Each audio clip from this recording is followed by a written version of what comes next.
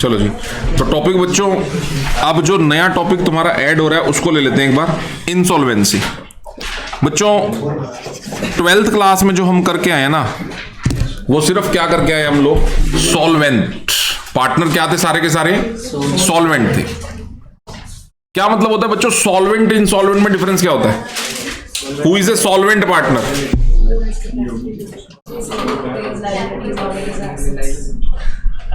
अगर किसी पार्टनर का बैलेंस डेबिट है कैपिटल अकाउंट का, तो वो दे सकता है सर पैसे, है ना, वो कैपेबल है, वो पे करने के लिए कैपेबल है, तो हम क्या कहेंगे वो कौन सा पार्टनर है, सॉल्वेंट है। लेकिन इंसॉल्वेंट किसको बोलते हैं? जो पार्टनर अपनी लाइबिलिटी को पे करने के लिए कैपेबल, अगर वो अपनी सारी एसेट्स बेच भी डाले तो भी वो अपनी लाइबिलिटीज की पेमेंट नहीं कर पाएगा। हम क्या बोलते हैं बच्चों, कौन सा पार्टनर है? इंसॉल्वेंट। तो बच्चों अब टॉपिक जो है ना हमारा वो इसी पे आ जाएगा, इंसॉल्वेंट पार्टनर पे। ध्यान से सुनो मेरी बात को। When a partner is unable to pay his debt, किसके लिए? Due to the firm. जो भी पैसा उसने फर्म को देना, क्यों सर पैसा देना ही क्यों है उसने फर्म को? क्योंकि उसके कैपिटल अकाउंट का बैलेंस कौन सा है? डेबिट। देखो अगर क्रेडिट है तो उसने देना नहीं है, उसने पैसा, लेकिन अगर उसकी कैपिटल का बैलेंस डेबिट है तो उसने पैसा फर्म को देना है। सो ही, और वो कैपेबल नहीं है वो पैसा देने के लिए। उसकी कैपिटल अकाउंट का बैलेंस क्या है? इसका मतलब डेबिट बैलेंस है सर। कैपिटल अकाउंट का कौन सा बैलेंस है बच्चों? डेबिट बैलेंस है। He is said to be insolvent and the share of loss to be borne by the other solvent partner following the decision in the English case. कौन सा case बच्चों? Garner versus मुरे। याद करिए बच्चों 12th class के अंदर fundamental में पार्टनरशिप डीड के अंदर यह लिखा जाता है कि in the case of dissolution the rule of Garner versus मुरे विल बी फॉलोड और नॉट टू बी फॉलोड। तो ये है क्या था भाई, 12th में तो हमें पता नहीं चला, है ना जी बच्चों। और 12th क्लास में ना फंडामेंटल में बस इसका नाम था, डिसोल्यूशन में बस इसका नाम था, लेकिन आज हमने इसको सीखना है कि गार्नर वर्सेस मुरे आखिरकार रूल जो था वो कैसा रूल था, किसको बोलते हैं गार्नर वर्सेस मुरे रूल। ठीक है, तो आओ बच्चों समझते हैं इसको, गार्नर वर्सेस मुरे रूल को। देखो हमने समझा कि जब एक बिजनेस बंद होता है, जब एक बिजनेस बंद होता है तो कोई पार्टनर तो क्या होगा भाई, सॉल्वेंट। अगर उसके कैपिटल अकाउंट का डेबिट बैलेंस है, वो घर से पैसे लाके दे सकता है फर्म को। क्या बोलूंगा, वो कौन सा पार्टनर है बच्चों? सॉल्वेंट। और कोई पार्टनर कैसा पार्टनर होगा? इनसॉल्वेंट। कि अगर उसके कैपिटल अकाउंट का क्या बैलेंस है? डेबिट। तो हमें क्वेश्चन के अंदर मेंशन है भाई उसके पास पैसे नहीं है घर से ले आके देने के, या फिर उसके पास पैसे हैं पर इतने नहीं है कि वो अपना डेबिट बैलेंस कंप्लीट कर पाए, तो हम क्या बोलेंगे बेटा, वो कौन सा पार्टनर है? इंसॉल्वेंट। अब इंसॉल्वेंसी के केस में कुछ रूल्स हैं बच्चों जिनको फॉलो किया जाएगा। तो आप अपनी कॉपी प्लीज निकालें, जैसा कि मैंने बोला टॉपिक इंपॉर्टेंट है, जो चीजें नोट करवाऊंगा वो चीजें आपको नोट कर लेनी चाहिए। चलिए, तो सबसे पहले टॉपिक बनता है इंसॉल्वेंसी। टॉपिक लिख लो बच्चों, insolvency. Insolvency of A partner.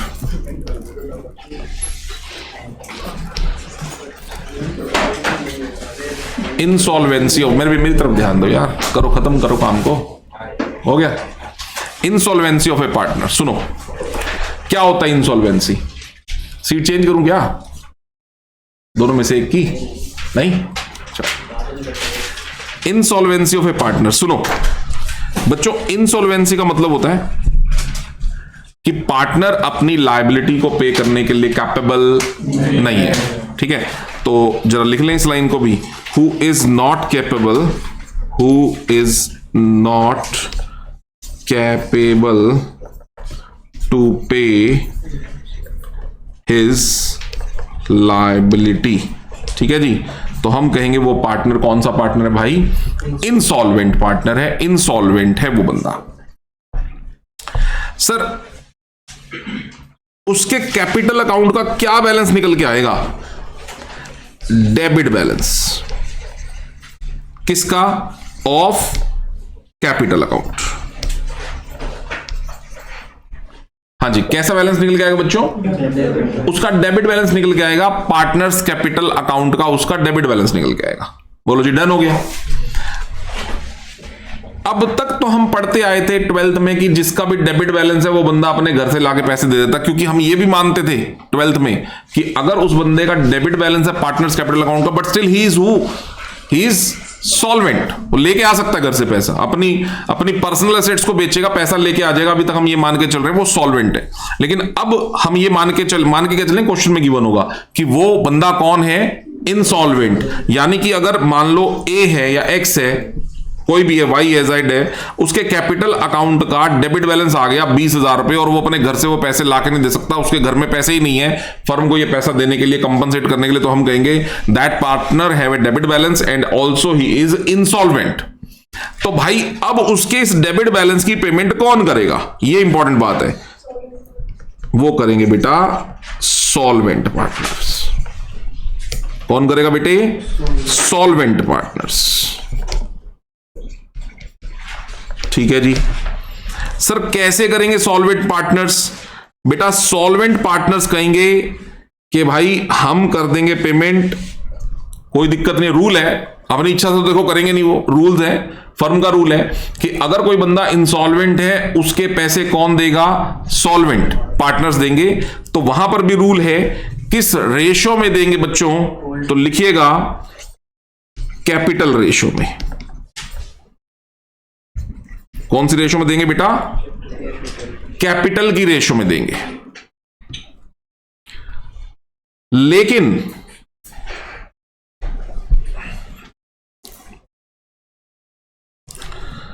Rule यह भी लगेगा कि कैपिटल का जो बैलेंस है उस पर रूल लगेगा कि सिर्फ वो पार्टनर देंगे, कौन से? जो सॉल्वेंट है। समझ आ गए ना? सिर्फ वो सॉल्वेंट पार्टनर्स देंगे जिनका कैपिटल का बैलेंस कैसा होगा? डेबिट। एक बेचारा वो पहले खत्म हो रखा है, उसके अपने पैसे देने के लिए नहीं है, तू कह रहा डेबिट वाले से ले लो। कैसी बातें कर रहे हैं यार? कैसा बैलेंस होना चाहिए बताओ? सोच के बोलो यार। Credit balance. चार्टर्ड अकाउंटेंट बन रहे हो तुम कह रहे हो एक पहले खत्म हो रखा बंदा, उसको लिया भाई तेरे घर से पैसे लेंगे। वो पहले अपना खाली बर्तन दिखा रहा है, भाई मेरे पास वैसे कुछ नहीं है। क्रेडिट बैलेंस उससे लेंगे भाई, जिसके पास डेबिट बैलेंस है बच्चों, क्या उससे ले सकते हैं हम पैसे? फर्म का रूल है, उससे उसको बेचारे को डिस्टर्ब नहीं करना, पहले ही डिस्टर्ब है वो, ये रूल है। समझ रहे हो क्या बोला मैंने? कि अगर कोई पार्टनर इंसॉल्वेंट है, ठीक है जी, अगर कोई पार्टनर कैसा है? इंसॉल्वेंट। अब मैं यहां पर एक डेफिनेशन क्लियर कर दूं, तुम सबके दिमाग में, आप में से कई बच्चों को लग रहा होगा सर जिस बंदे का डेबिट बैलेंस है वो सारे के सारे बंदे क्या हैं? इंसॉल्वेंट। ऐसा नहीं है। जिस बंदे के पार्टनर्स का कैपिटल अकाउंट का बैलेंस डेबिट होगा वो सॉल्वेंट भी हो सकता है और वो सर हमें कैसे पता लगेगा, हम कैसे पहचानेंगे इसका डेबिट और ये सॉल्वेंट है? बुक में क्वेश्चन के अंदर गिवन करेगा भाई ये सॉल्वेंट है, ये बंदा इंसॉल्वेंट है। वहां पे आपको माइंड लगाना नहीं है, क्वेश्चन में गिवन होगा। एक बात। दूसरी बात, एक तो इंसॉल्वेंट है, उसकी तो समझ आ गई, उसकी डेफिशिएंसी, उसकी कमी पेशी कौन पूरी करेगा? जो बाकी के कौन पार्टनर हैं? लेकिन शर्त ये सारे के सारे सॉल्वेंट पार्टनर्स कंट्रीब्यूशन नहीं देंगे, वो सॉल्वेंट पार्टनर्स कंट्रीब्यूशन देंगे जिन जिनके बैलेंसेस क्या है? कैपिटल के क्रेडिट। यानी कि जिसका क्रेडिट बैलेंस भी होना चाहिए और वो बंदा क्या होना चाहिए? सॉल्वेंट। तो वो होगा ही होगा, सॉल्वेंट तो होगा ही होगा, क्रेडिट बैलेंस है वो सॉल्वेंट है।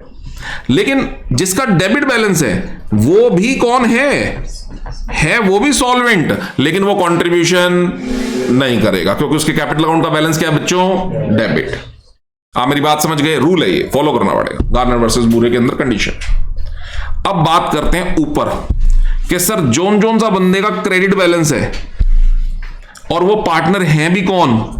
मतलब सॉल्वेंट है और उनके पार्टनर्स का कैपिटल अकाउंट का बैलेंस भी क्या है? क्रेडिट। उन्होंने कॉम्पनसेट करना है ना, देना है सर। किसको पैसे देने हैं? इंसॉल्वेंट पार्टनर्स का कंट्रीब्यूशन करके देना है। समझ आ गया? तो उसके पीछे लॉजिक है भाई कि रेशो कैसी होनी चाहिए। तो बेटा जी नोट्स बना लेना इसके भी प्रॉपरली। रेशो 2 हो सकती है, कैपिटल रेशो कैसी हो सकती है? 2। क्यों सर 2 कैसी हो सकती हैं? क्योंकि या तो कैपिटल्स कैसी होंगी बोलो, फिक्स्ड कैपिटल्स, और या फिर कैपिटल्स कैसी होंगी बोलो, फ्लक्चुएटिंग।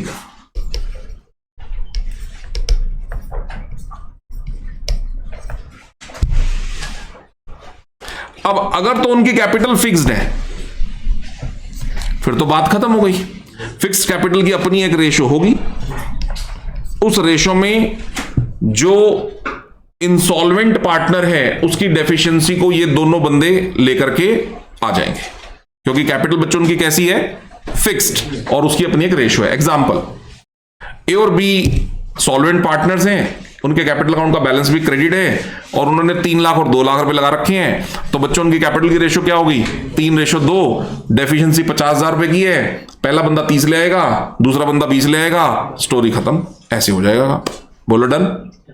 लेकिन अगर क्वेश्चन में क्या रखा हो कि कैपिटल्स कैसी हैं, फ्लक्चुएटिंग, फिर सर फिर बेटे आपको रेशो निकालनी पड़ेगी। और ये रेशो कैसे निकालेंगे हम? ओपनिंग कैपिटल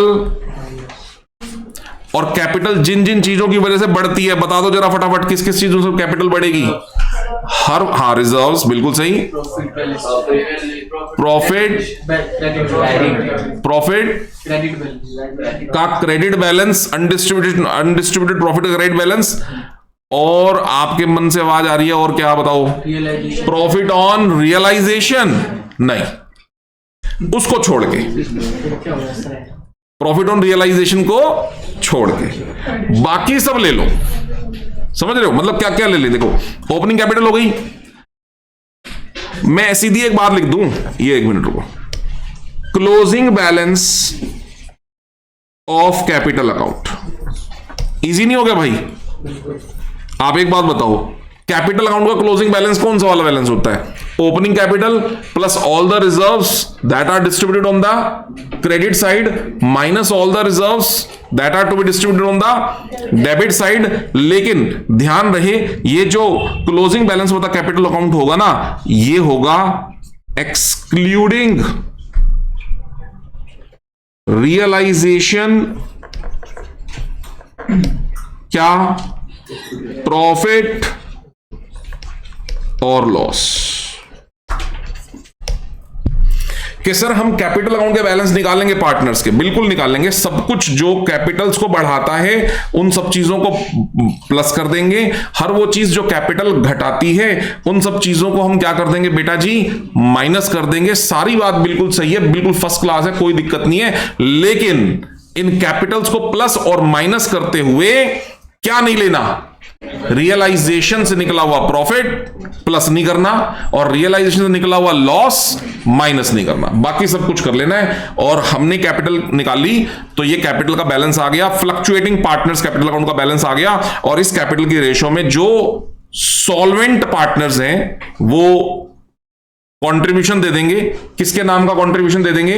जो इनसॉल्वेंट पार्टनर है। इनसॉल्वेंट पार्टनर ने जितना पैसा फर्म को देना था वो तो दे नहीं पा रहा, लेकिन कौन दे देंगे उसके नाम का? सॉल्वेंट पार्टनर, वो पेमेंट करेंगे फर्म को। बताइए बच्चों, इतनी बात समझ में आ रही है आप लोगों को? क्लियर है यहां तक? First class. चलो जी, इतनी बात अगर हमें समझ में आ गई तो रूल्स तो हमारे यहाँ सारे डन। अब रूल्स यही थे कि सॉल्वेंट पार्टनर की पेमेंट होगी, 2 हिसाब बनेंगे, रेशो हमें पता होनी चाहिए, रेशो 2 हो सकती है, फिक्स्ड एंड फ्लक्चुएटिंग। फिक्स्ड है तो बहुत आसान क्वेश्चन है, फिर तो जो पार्टनर्स ने ओपनिंग कैपिटल लगा रखी बस वही उनकी फिक्स्ड कैपिटल रेशो, उसी में पेमेंट कर देंगे। अदरवाइज फ्लक्चुएटिंग में निकालनी पड़ेगी तो प्रॉफिट और लॉस को छोड़ करके बाकी जो पॉइंट है उन सबको डिस्कस करके कैपिटल का रेशो आएगा। और कैपिटल के सिर्फ कंट्रीब्यूशन वो वाला बंदा करेगा जिसके कैपिटल का बैलेंस कैसा है? क्रेडिट। वो बंदा बिल्कुल कंट्रीब्यूट नहीं करेगा चाहे वो सॉल्वेंट है पर उसके कैपिटल का बैलेंस कैसा है? डेबिट। डन है यहां तक? हाँ जी, बड़े बच्चों आगे पॉइंट करें। चलिए तो क्वेश्चन आता है बच्चों, अब हमारे पास ये सारे पॉइंट डिस्कस आ गए। ये लो जी, ये आ गया पॉइंट, और ये है हमारे पास एग्जांपल नंबर 2। चलिए बच्चों आप लोग मेरे साथ साथ करेंगे इसको, मैं इस पूरे क्वेश्चन को कराऊंगा जिससे आपको इंसॉल्वेंसी क्रिएट हो जाएगी, बिल्कुल एकदम क्लियर हो जाएगी इंसॉल्वेंसी कैसे हमारा डन होता है क्वेश्चन। और इंपॉर्टेंट लिख देना बच्चों, इस साल के लिए तो बिल्कुल 100% ठीक है जी, क्योंकि नया टॉपिक ऐड हुआ है, आप सब लोगों को पता है, इससे पहले ये टॉपिक, ये चैप्टर ही सीए फाउंडेशन में नहीं था, तो पहली बार ऐड हुआ है। अब नॉर्मल 12th वाला क्वेश्चन तो बेटा आईसीआई देने से रहा, उसको भी पता है 12th में भी करके आए हैं, तो कुछ नया ही देगा ना, तो नया ये है, 10 नंबर का भी आ सकता है बेटा, 10 से नीचे मुझे लग नहीं रहा। तो आइए मेरे साथ साथ क्वेश्चन शुरू करेंगे बेटे, और बनाइए। क्या क्या बनाते थे बेटा हम 12th क्लास के अंदर? एक रियलाइजेशन अकाउंट बनाते थे, वही बनेगा, ये रहा, लाइक दिस, क्रिएट करते इसको करते हैं। एक हम बनाते थे पार्टनर्स का कैपिटल अकाउंट, वही बनेगा। एक हम बनाते थे बच्चों क्या, बैंक या कैश अकाउंट, वही बनेगा। और लोन, इसे मुझे दिख नहीं रहा तो लोन अकाउंट की जरूरत यहां पे नहीं है। एक क्वेश्चन हम प्रॉपरली करेंगे यहां पे, बाकी क्वेश्चन को मैं ओवरव्यू दूंगा यहां पे सारा का सारा, ताकि टॉपिक हमें समझ आ जाए। चलो तो इसी क्वेश्चन को ले लेते हैं, इंसॉल्वेंसी। बनाओ बच्चों, सब लोग करें, एक बनाइए आप लोग, तो बनाओ बेटे। एक बनाओ रियलाइजेशन अकाउंट, ठीक है, स्पेस प्रॉपर होना चाहिए हमारे पास, रियलाइजेशन अकाउंट। एक बनाओ कैश अकाउंट। एक बनाओ बच्चों partners capital account.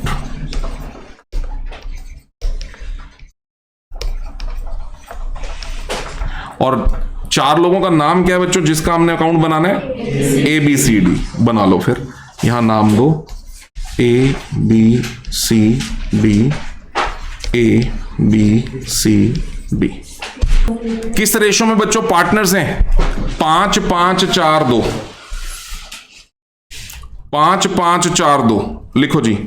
ABCD partners हैं, ABCD, रेशो बता दो जरा एक बार, 5-5-4-2, ठीक है जी।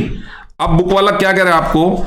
Frauds committed by C during the year were found out, okay, and it was decided to dissolve the firm. देखो बिल्कुल क्लियर कट मेंशन कर दिया भाई, हम डिसोल्यूशन क्यों कर रहे हैं, बिल्कुल क्लियर कट कि भाई फ्रॉड आया है, कमिट किया है। किसने फ्रॉड कमिट किया है?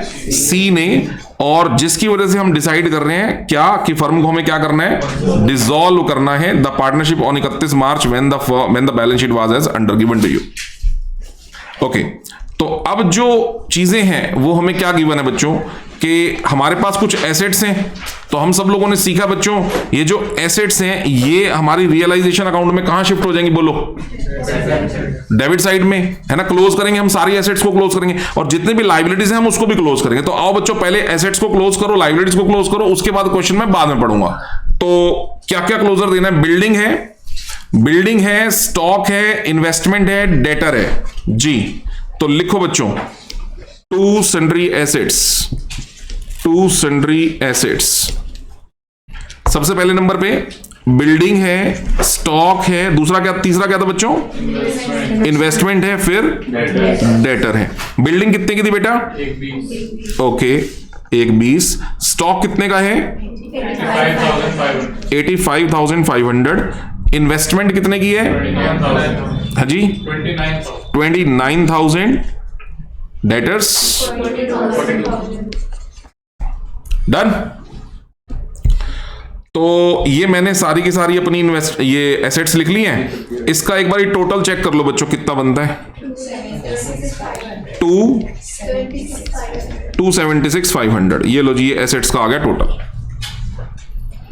अब बच्चों एक कैश का बैलेंस था 14,500, एक सी के कैपिटल अकाउंट का बैलेंस था 15,000 रुपया। इनको भी ले लो जहां जहां लेना है। कैश 14,500 और सी के कैपिटल अकाउंट 15,000, तो कैश आ जाएगा 14,500 टू बैलेंस BD 14,500, और सी का कैपिटल अकाउंट का बैलेंस कह रहा है वो बेटा क्रेडिट नहीं कह रहा, वो भी क्या कह रहा है?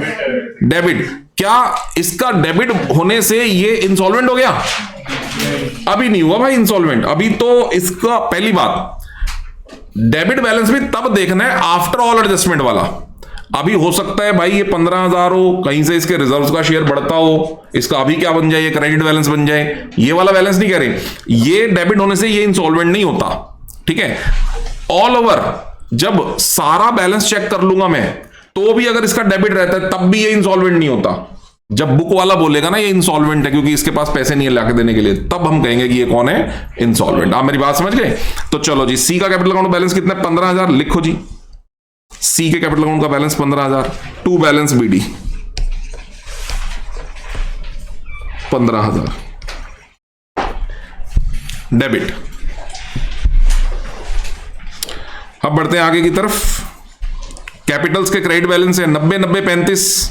बताओ जी, बाय में आ जाएगा, बाय बैलेंस बीडी 90, 90, 35। अच्छा ओके ओके, 90, 90 और ये डी का है 35।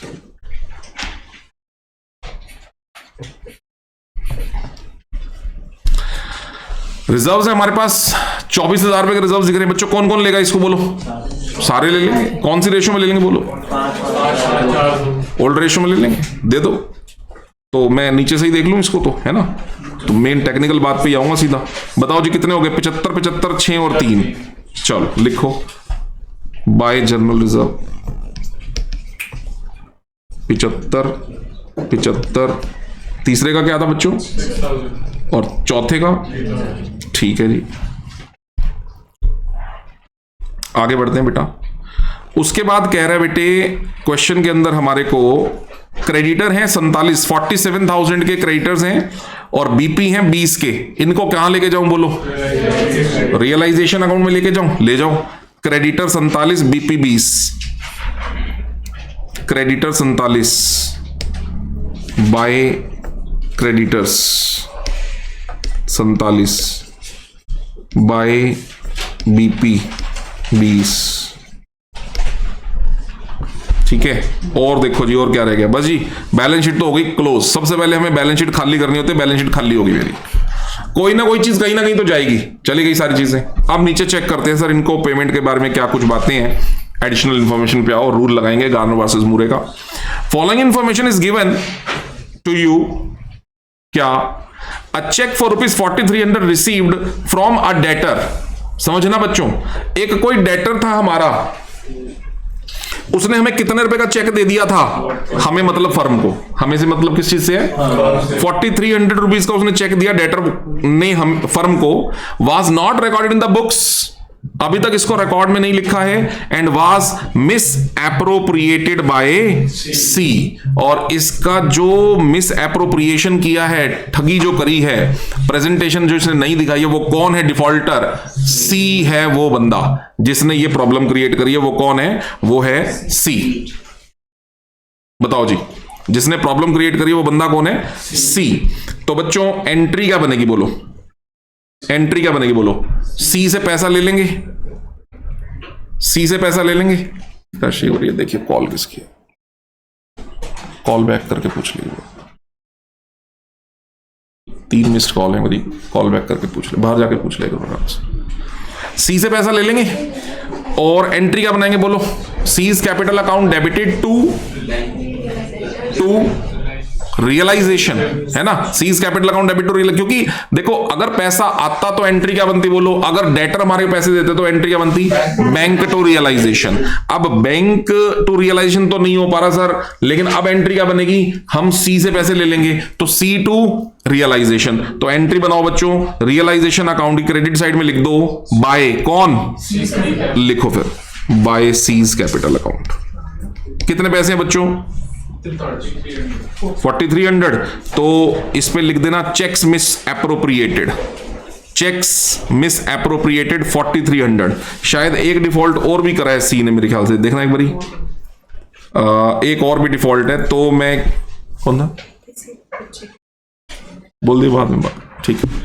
तो हम लिखते हैं इसको बच्चों, इनर कॉलम में लिख लो, क्योंकि 2 डिफॉल्ट्स मेरे को यहां पे दिख रहे हैं। तो यहां पर लिख रहा हूं बेटा चेक्स मिस एप्रोप्रिएटेड, ठीक है जी। चेक्स मिस एप्रोप्रिएटेड कितने रुपए हैं, 4300। जिसकी सेकंड एंट्री कहां पर बनेगी बच्चों, सी के कैपिटल अकाउंट की डेबिट साइड में। तो लिख लो। अब क्वेश्चन है सर ये आपने अंदर क्यों लिखा, बेटा ऐसा है एक और डिफॉल्ट मुझे दिखा है इसके अंदर, तो मैं टोटल करके बाहर लिख दूंगा। अभी मैं 2 बार लिखना पड़ेगा, नहीं तो मेरे को क्या, बाय सीज कैपिटल अकाउंट एक बार फिर से लिखना पड़ेगा, बाय सीज कैपिटल अकाउंट। तो थोड़ा शॉर्ट किया मैंने इसको, चेक्स मिस एप्रोप्रिएटेड को एक बार लिख लिया, एक और लिखूंगा अभी। चलो उसको भी देख ही लो फिर, लो वो डिफॉल्ट भी देख ले, फिर कैपिटल अकाउंट में सीधी एक एंट्री लेके जाऊंगा। क्या लिखा है, investment costing 5400 were sold by C. क्या समझ में आ रहा है बेटा? एक 5400 रुपए की इन्वेस्टमेंट थी, किसने बेची है? कितने में? कितने में बेटा? 7900 में बेची है 5400 रुपए की investment, and the funds transfer to him to his, वाह जी वाह, अपने अकाउंट में पैसे ले गया। फ्रॉड कर रहा है भाई। This sale was omitted from the firm's book. अब आप मुझे बताओ एंट्री क्या बनेगी? C's capital account debited to, अब अमाउंट कितना होना चाहिए? 7900 का। कितना अमाउंट होना चाहिए? क्योंकि हमारे पास जो एसेट है भाई वो 5400 की बिकी नहीं है, एसेट कितने की बिकी है? 7900 की। तो बेटा जी मैं यहां लिख दूं फिर एक बारी, अनरिकॉर्डेड इन्वेस्टमेंट सोल्ड, है ना, ये अनरिकॉर्डेड सेल लिख लो, अनरिकॉर्डेड इन्वेस्टमेंट सोल्ड। ठीक है जी, कितने की बेची है बच्चों? 7900। अब टोटल डिफॉल्ट कितने का कर दिया इसका मतलब सी ने? 7 4 11 और एक 12, 12200 रुपए का, 12200 रुपए का डिफॉल्ट है। तो इसकी सेकंड एंट्री बता दो कहां जाएगी 12200 की? सी के कैपिटल अकाउंट की डेबिट साइड में। तो सी के कैपिटल अकाउंट की डेबिट साइड में मैं यहां लिख दूंगा टू रियलाइजेशन। कर लो बच्चों, टू रियलाइजेशन नील नील, और कितना कितना हो गया यहां पे? डन, ओके, ये लो जी, ये भी हो गया जी क्लोज। फिर उसके बाद बढ़ते हैं हम उसके आगे की तरफ। तो आगे है मेरे पास, a creditor agreed to take over investment of the book value 5400 at 8400। Book value कितने की? 5400 की। कितने की ले रहे हैं बच्चों? 8400 रुपए में। तो बच्चों अगर ऐसा है तो आप पहले तो मुझे ये बताओ कि हमारी जो इन्वेस्टमेंट है, एक इन्वेस्टमेंट कितने की खत्म हो चुकी है? 5400 की तो खत्म। एक मिनट, ये रही 29000 की इन्वेस्टमेंट थी, 5400 वाली बिक चुकी है 79 में। तो बेसिक वैल्यू कितनी काटूं? 54। ये बात आप समझ पा रहे हो? बुक वैल्यू में से बुक वैल्यू हटेगी ना। 29000 की बुक वैल्यू में से 5400 की बुक वैल्यू की इन्वेस्टमेंट बाजार में बिक गई। और फिर एक और, वो कितने वाली है? 5400 वाली एक और है, उसका क्या हुआ बच्चों? एट ₹8400 क्रेडिटर ले गया। तो बच्चों मेरे पास अब इन्वेस्टमेंट कितने की बची ये बताओ मुझे आप। 10,800 काट दो इसमें से, एक ये रही, एक ये रही। हाँ जी, कितने की बच गई? 18,200 रुपए की मेरे पास बच गई इन्वेस्टमेंट। समझ गए? और ये क्रेडिटर ने कितने की लिए बच्चों? ये दूसरी वाली 84। तो क्रेडिटर में से कितने पैसे काट दूं? 84। ये बात समझ में आ रही है? तो क्रेडिटर कितने के रह गए बच्चों? 47,000 माइनस 8400, कितने के रह गए?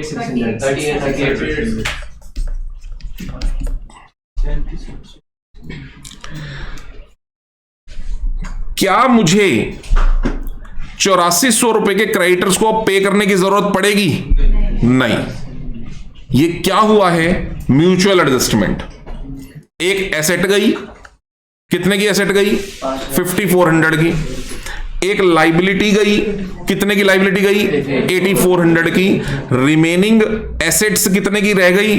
18,200 रुपए की रिमेनिंग एसेट्स रहेगी, जिसके बारे में अभी मुझे नहीं पता, क्वेश्चन बताएगा क्या करना है। इन्वेस्टमेंट 18,200 की इन्वेस्टमेंट का मुझे क्या करना है। और जो क्रेडिटर है वो कितने के रह गए बेटा? 38,600 रुपए के। अभी मुझे ये भी नहीं पता उसका क्या करना है। अगर क्वेश्चन साइलेंट रहा तो आप बता सकते हो 38,600 का क्या करना था। फुल पेमेंट रूल होता है कि अगर किसी लाइबिलिटी की पेमेंट साइलेंट हो तो वो लाइबिलिटी फुल अमाउंट में पेड होती है। और अब रूल ये भी होता है कि अगर कोई फिक्स एसेट्स की payment silent, I mean realisation silent हो, तो वो फिक्स एसेट भी कितने में रियलाइज होती है? फुल में रियलाइज होती है, प्रोवाइडेड की कोई फिक्टिशियस एसेट ना हो। फिक्टिशियस एसेट कितने में रियलाइज होती है बच्चों? 0 रुपए में। ठीक है जी, बाकी सारी फुल में रियलाइज होती है। तो चलो अभी फिलहाल लाइबिलिटी की बात करो। 38,600 क्या कह रहा है बेटा? वो कह रहा है भाई इसको 2% कम पे क्रेडिटर के पैसे दे दो।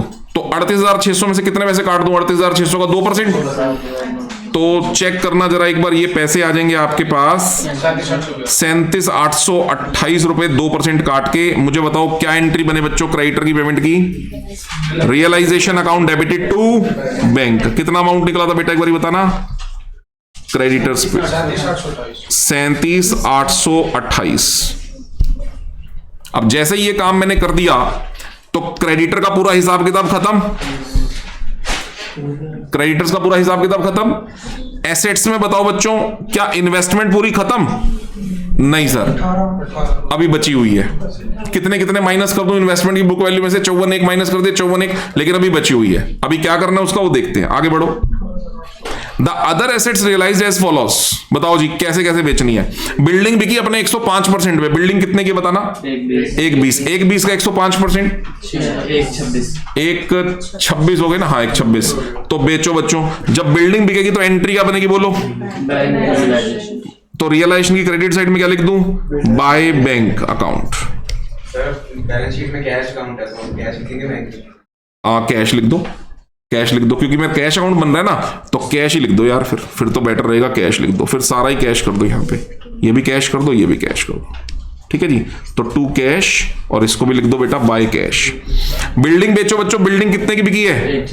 126 की बिल्डिंग गई। आगे बढ़ो, और क्या कहते हैं? स्टॉक 78 का कर दो जी, स्टॉक 78 का। आगे बढ़ो, और rest of the investment, rest बची कितनी थी इन्वेस्टमेंट? 18,200 की।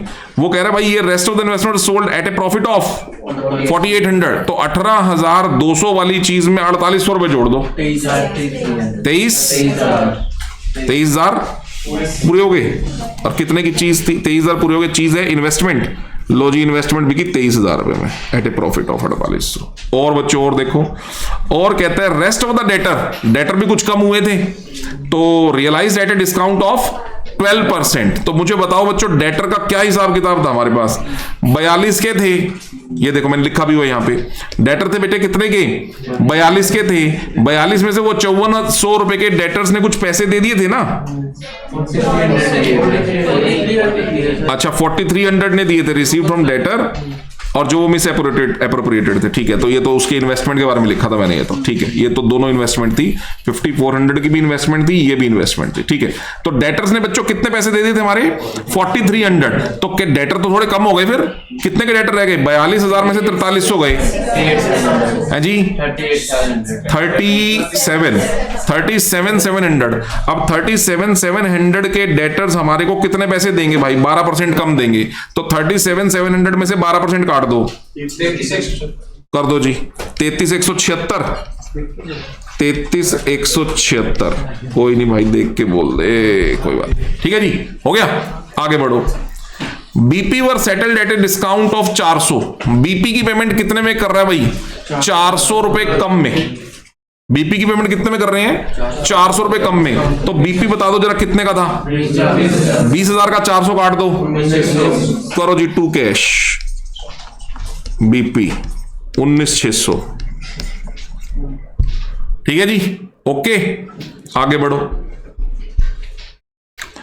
उसके बाद कहता है expenses of dissolution amount to 4900। 4900 का डिसोल्यूशन एक्सपेंस हुआ बच्चों, एंट्री टू कैश 4900।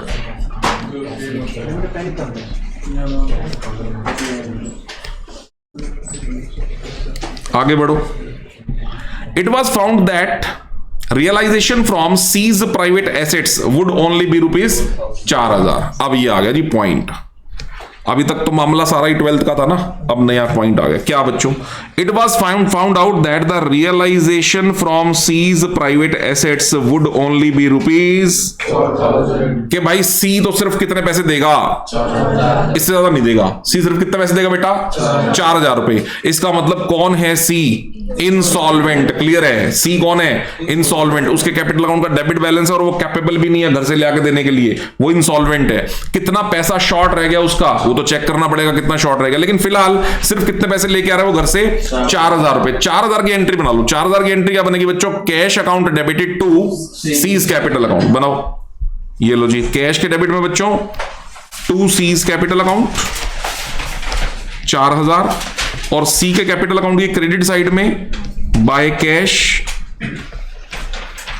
4,000 रुपए।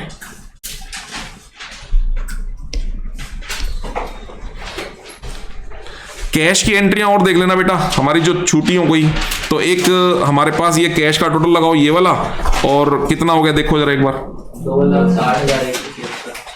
देख लेना भाई, गलत बताना मत। 260 176, ओके जी। अब ये एसेट बेच के पैसे आए हैं तो इसकी एंट्री यहां भी जाएगी टू रियलाइजेशन। 2,60,176। इधर आ जाओ जी, हमने लाइबिलिटीज की पेमेंट करी है बेटा, एक 37,828 की पेमेंट करी है और एक 19,600 की पेमेंट करी है। इन दोनों का टोटल करना बेटा, कितने पैसे हो गए? 57,428 बाय रियलाइजेशन, 57,428। और एक रियलाइजेशन एक्सपेंसेस पे हुए हैं 4900, ये भी आपके कैश अकाउंट में बाय में आ जाएंगे, बाय रियलाइजेशन अकाउंट 4900।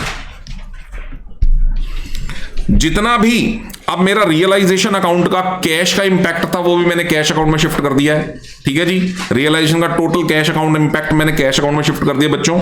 और मैंने जो भी कैपिटल अकाउंट इंपैक्ट था आई गेस वो भी कर दिया ना। ये एक 12,200 की एंट्री थी भाई, ये भी पोस्ट हो गई, डन है। सारा कुछ मैंने कैपिटल अकाउंट में भी डाल दिया और कैश अकाउंट में भी साथ साथ बैलेंस कर दिया। अब आप चेक करो जरा, कोई एंट्री तो नहीं रह गई? कोई एंट्री नहीं रह गई बेटे, सारे काम हो गए। अब हमें क्या करना होता है बेटा, अपना रियलाइजेशन अकाउंट क्या करना है, क्लोज। वहां से निकलेगा या तो क्या प्रॉफिट या फिर क्या निकलेगा बच्चों, लॉस। आओ देखते हैं क्या बनता है, या प्रॉफिट बनेगा या लॉस बनेगा। आओ देखते हैं क्या बनता है बच्चों। बताओ आप लोग, चेक करो एक बारी क्वेश्चन की स्टेटमेंट क्या कह रही है। क्वेश्चन के हिसाब से 339,376 रुपीज का क्रेडिट बैलेंस क्रिएट होगा। 339,376, और जब मैं इसको बैलेंस करूंगा तो बच्चों मेरे पास एक बैलेंस आ जाएगा 548 रुपए का। बच्चों रियलाइजेशन प्रॉफिट है लॉस है ये? तो लिखो बच्चों, टू पार्टनर्स कैपिटल अकाउंट 578 रुपए, 78 ही थे ना, 48 थे, 548 रुपए का। ये लो जी रियलाइजेशन प्रॉफिट। कौन कौन बांटेगा इसको? सारे। क्या नाम है? ABCD। ये लो जी ABCD। और रेशो है बच्चों, प्रॉफिट शेयरिंग रेशो 171 171 137 171 171 137। चौथे वाले का बताना 69 रुपीज। यहां से निकला प्रॉफिट कहां जाएगा? ये पार्टनर्स कैपिटल अकाउंट में डाल दो, पार्टनर्स कैपिटल अकाउंट में बाय रियलाइजेशन अकाउंट। बेटा मैंने रेड कलर से क्यों लिखा है, समझ पा रहे हो आप लोग? क्योंकि इसको जोड़ना नहीं है कैपिटल रेशियो निकालते हुए, क्योंकि क्वेश्चन में मेंशन क्या है बेटा, फिक्स्ड नहीं है। इसका मतलब कैपिटल कौन सी होंगी? फ्लक्चुएटिंग। फिर मैंने आपको क्या रूल बताया है, अगर कैपिटल फ्लक्चुएटिंग है तो कैपिटल की रेशियो जब आप निकालोगे बाकी सब ले लोगे, लेकिन क्या छोड़ दोगे? रियलाइजेशन का प्रॉफिट। इसलिए मैंने रेड कलर से लिख दिया इसको कि भाई गलती से जुड़ ना जाएगा। तो करो बेटे, कितने कितने पैसे आ गए? 171, ये भी रूल है भाई, 171 171 137 एंड 69। डन बच्चों। आगे प्रॉफिट सारे। अब बच्चों, अब आप सबसे पहले उस पर्सन की डेफिशिएंसी निकालेंगे, उस पर्सन की डेफिशिएंसी निकालेंगे। अब ये एक पॉइंट अभी भी रह गया। वैसे पॉइंट क्या रह गया? वैसे देखने में तो सारा कुछ कंप्लीट ही लग रहा है। एक छोटा सा पॉइंट हुआ था। पॉइंट ये हुआ था कि एक एसेट को जो है ना, हमने वो किसने बेचा था उस एसेट को बेटा? सी ने बेचा था। 5400 रुपए वाली इन्वेस्टमेंट को कितने में बेच दिया था? 7900 में। और हमने रिकॉर्डिंग कितने रुपए की कर ली थी उसकी? 7900 की। समझ रहे हो ना? और कॉस्ट कितनी थी उसकी? 54। डिफरेंस कितने का प्रॉफिट है? 2500। कितने का है? 2500। अब वो 2500 का प्रॉफिट भी फिक्टिशियस वे में किस किस को बिलोंग करता है? पार्टनर्स को। किस रेशो में बच्चों? जरा करना एक बार, कितने कितने पैसे आ रहे हैं? ये आ रहे हैं हमारे पास 781। सुनो सुनो, कैपिटल अकाउंट में एडजस्ट नहीं कर रहा, रेशो निकालते हुए हम एडजस्ट करते हैं इसको। ये मेरी बात सुनो, मैं बात बिल्कुल सही कह रहे हो तुम कि सर ये एडजस्ट तो नहीं हो गया, और एडजस्ट तो हो गया होगा। अब सुनो एक मिनट तुम, फिर थोड़ा सा डिटेल करते हैं बात को। तुम्हारा कहना है सर ये एडजस्ट हो गया होगा, बिल्कुल सही कह रहे हो बेटा। एडजस्ट कहां हुआ होगा बोलो? रियलाइजेशन अकाउंट में। रियलाइजेशन अकाउंट का सारा एडजस्टमेंट किस में कन्वर्ट हुआ? रियलाइजेशन के प्रॉफिट में। रियलाइजेशन का प्रॉफिट हमने यहां पर लिया नहीं। इसका मतलब इस ट्रांजैक्शन से भी जो प्रॉफिट निकल के आया उसकी कैलकुलेशन अभी कैपिटल की रेशो में ऑटोमेटिक ट्रांसफर नहीं हुई, पर उसकी और बुक वाला हमारा जो रूल है वो ये है कि रियलाइजेशन यानी एसेट्स और लाइबिलिटीज का जो रियलाइजेशन प्रॉफिट और लॉस है उसको नहीं लेना, लेकिन कोई अदर ट्रांजैक्शन का जो प्रॉफिट है उसको लेना होता है, बाकी तो सब लेना होता है, रियलाइजेशन के प्रॉफिट को नहीं लेना। तो बच्चों इसका मतलब मेरी इस ट्रांजैक्शन का सारा कुछ इसमें आ चुका है, इसमें आ चुका है, लेकिन जब मैंने इस प्रॉफिट को ही नहीं लिया तो इसका मतलब मैंने उस प्रॉफिट को भी अभी तक नहीं लिया। तो आप इसको अलग से कंसीडर करो। ये लो जी, मैं यहां पर कैपिटल की रेशियो यहां से बता देता हूं आपको, क्योंकि नहीं तो मुझे निकालनी पड़ेगी। कितनी कितनी चीजें लेनी है ये बता दो आप मुझे, कितनी कितनी चीजें लेनी है। ये रहा मेरे पास कैपिटल अकाउंट, बताओ मुझे कितनी कितनी चीजें लेनी पड़ेगी रेशियो निकालने के लिए। ओपनिंग कैपिटल लेनी पड़ेगी, डन, यहां से टिक करवा दो, ठीक है जी। और बताओ जनरल रिजर्व लेने पड़ेंगे, डन। और बता दो रियलाइजेशन पे कांटा मारना पड़ेगा, डन। लेकिन मैंने क्या बोला, इस ट्रांजैक्शन के प्रॉफिट को मुझे लेना पड़ेगा। रियलाइजेशन प्रॉफिट के अंदर ये ट्रांजैक्शन डील हो चुकी है, बिल्कुल हो चुकी है, लेकिन जब मैंने रियलाइजेशन प्रॉफिट नहीं लिया तो ये ट्रांजैक्शन भी नहीं आई। अब अगर मैं इसको ले लूं तो बेटा कैपिटल की रेशियो बताओ कितनी हो जाएगी, 90, 75, 781, 1 2 3 1 2 3। ये किया गया है, ये जो ट्रांजैक्शन है वहां से कितने रुपए का प्रॉफिट निकला था बच्चों, 2500 रुपए का। कैसे, कितने की इन्वेस्टमेंट थी, 54। कितने में बेची थी, कितने बेची थी, प्रॉफिट कितने का आया, वो 2500 का प्रॉफिट तीनों पार्टनर्स आपस में बांटेंगे प्रॉफिट शेयरिंग रेशियो में। तो ऐसा करके इनकी कैपिटल की रेशियो निकल के आ गई बच्चों 98,281, 98,281, 38,333, 313, 38,313। ऐसे सारे जो भी प्रॉफिट हुए सब सारे पार्टनर्स को मिलने चाहिए, यानी स्पेशल इन तीनों में इसलिए क्योंकि कंट्रीब्यूट कौन करेगा। हमारा मुद्दा क्या चल रहा है कि जो पार्टनर इंसॉल्वेंट है बिल्कुल इसका शेयर उसको मिलना चाहिए, लेकिन दे दो उसको शेयर, ये लो ए बी डी नहीं नहीं नहीं नहीं, वो तो उसको पेनल्टी लगेगी, वो अलग बात है। अभी हम उसको उसमें शेयर देंगे, ठीक है। हमने उसको डेबिट कर तो दिया पूरे पैसों से, उसके कैपिटल अकाउंट में पैसे काट नहीं लिए, सारे पैसे वापस ले लिए हमने उससे। तो अब अगर रियलाइज अगर कोई प्रॉफिट आया है तो वो तो चारों में बटना चाहिए ना, लेकिन इसको दे के करोगे क्या, लो दो इसको भी शेयर, ये दे दिया शेयर, दे दो। ये जो शेयर निकालते हुए हमने जो बात करी है ना, सी के शेयर को कैलकुलेट किया है, जरा ध्यान दो। 2500 रुपए हैं, मैंने ये नहीं बोला आपको कि 2500 रुपए आप ऐसा करो, क्या रेशो थी इनकी, 5 5 4 2, एक बार चेक करना। मैंने ये नहीं बोला कि इसको कैसे करो 5/12, नहीं, मैं क्या बोल रहा हूं, ए को कितने पैसे दो, 5/, यस, सी को 2 पैसे आप दे दो, सी को पैसे, 1 मिनट, सी का जो भी शेयर आएगा लेकिन वो पड़ा रह जाएगा, बताओ क्यों, उसको रेशो में लेना थोड़ी हमने, उसी का तो कंपनसेशन चल रहा है। पेमेंट कौन करेगा बोलो उसको, ए बी और डी। तो सी का शेयर देना है सी को, बट उसको देके करोगे क्या, उसको रेशो में तो यूज करना नहीं मैंने। ए बी और डी को कम पैसे देने पड़ेंगे तो नहीं, ये क्रेडिट साइड में आ जाएगा पार्टनर कैपिटल की। नहीं नहीं नहीं नहीं, ये तो हमने उसको तो उसके अकाउंट में से हमने निकाल लिया, और रियलिटी में तो जब कैपिटल अकाउंट बनाएंगे हम, ये तो इस रेशो में ही तो नहीं ले रहे उसको हम, डी को। वैसे तो हम उसको सारा कुछ दे दिया, ये प्रॉफिट के शेयर देंगे नहीं, ये रहे 171 171 137 आ तो गया सब कुछ। नॉर्मली तो ये प्रॉफिट डिस्कस हो चुके हैं, ये अब हम क्या कर रहे हैं, रेशो की पेमेंट के बारे में बात कर रहे हैं। 2 बातें माइंड से निकालो। पहली बात ये कि हम उसको ये शेयर नहीं देंगे, ये शेयर हम उसको भी देंगे। किसको देंगे, सबको देंगे, ए बी सी डी सबको देंगे। तो सर फिर दे दिया क्या बेटे, ये दे नहीं दिया, 171 171 137 और 69 फाइनल पेमेंट करते हुए तो हमने कंसीडर कर लिया। लेकिन कैपिटल की रेशो निकालते हुए आपको थोड़ा सा ध्यान रखना पड़ेगा कि उसका शेयर अलग किया हुआ है मैंने यहां पे, लेकिन इसका शेयर मिसयूज हो जाएगा, इसका तो करना ही कुछ नहीं, क्योंकि रेशो आप किसकी निकाल रहे हो, सिर्फ ए की, बी की और डी की। सी को तो कंपनसेट करना है हमने, तो उसको प्रॉफिट देकर करोगे क्या।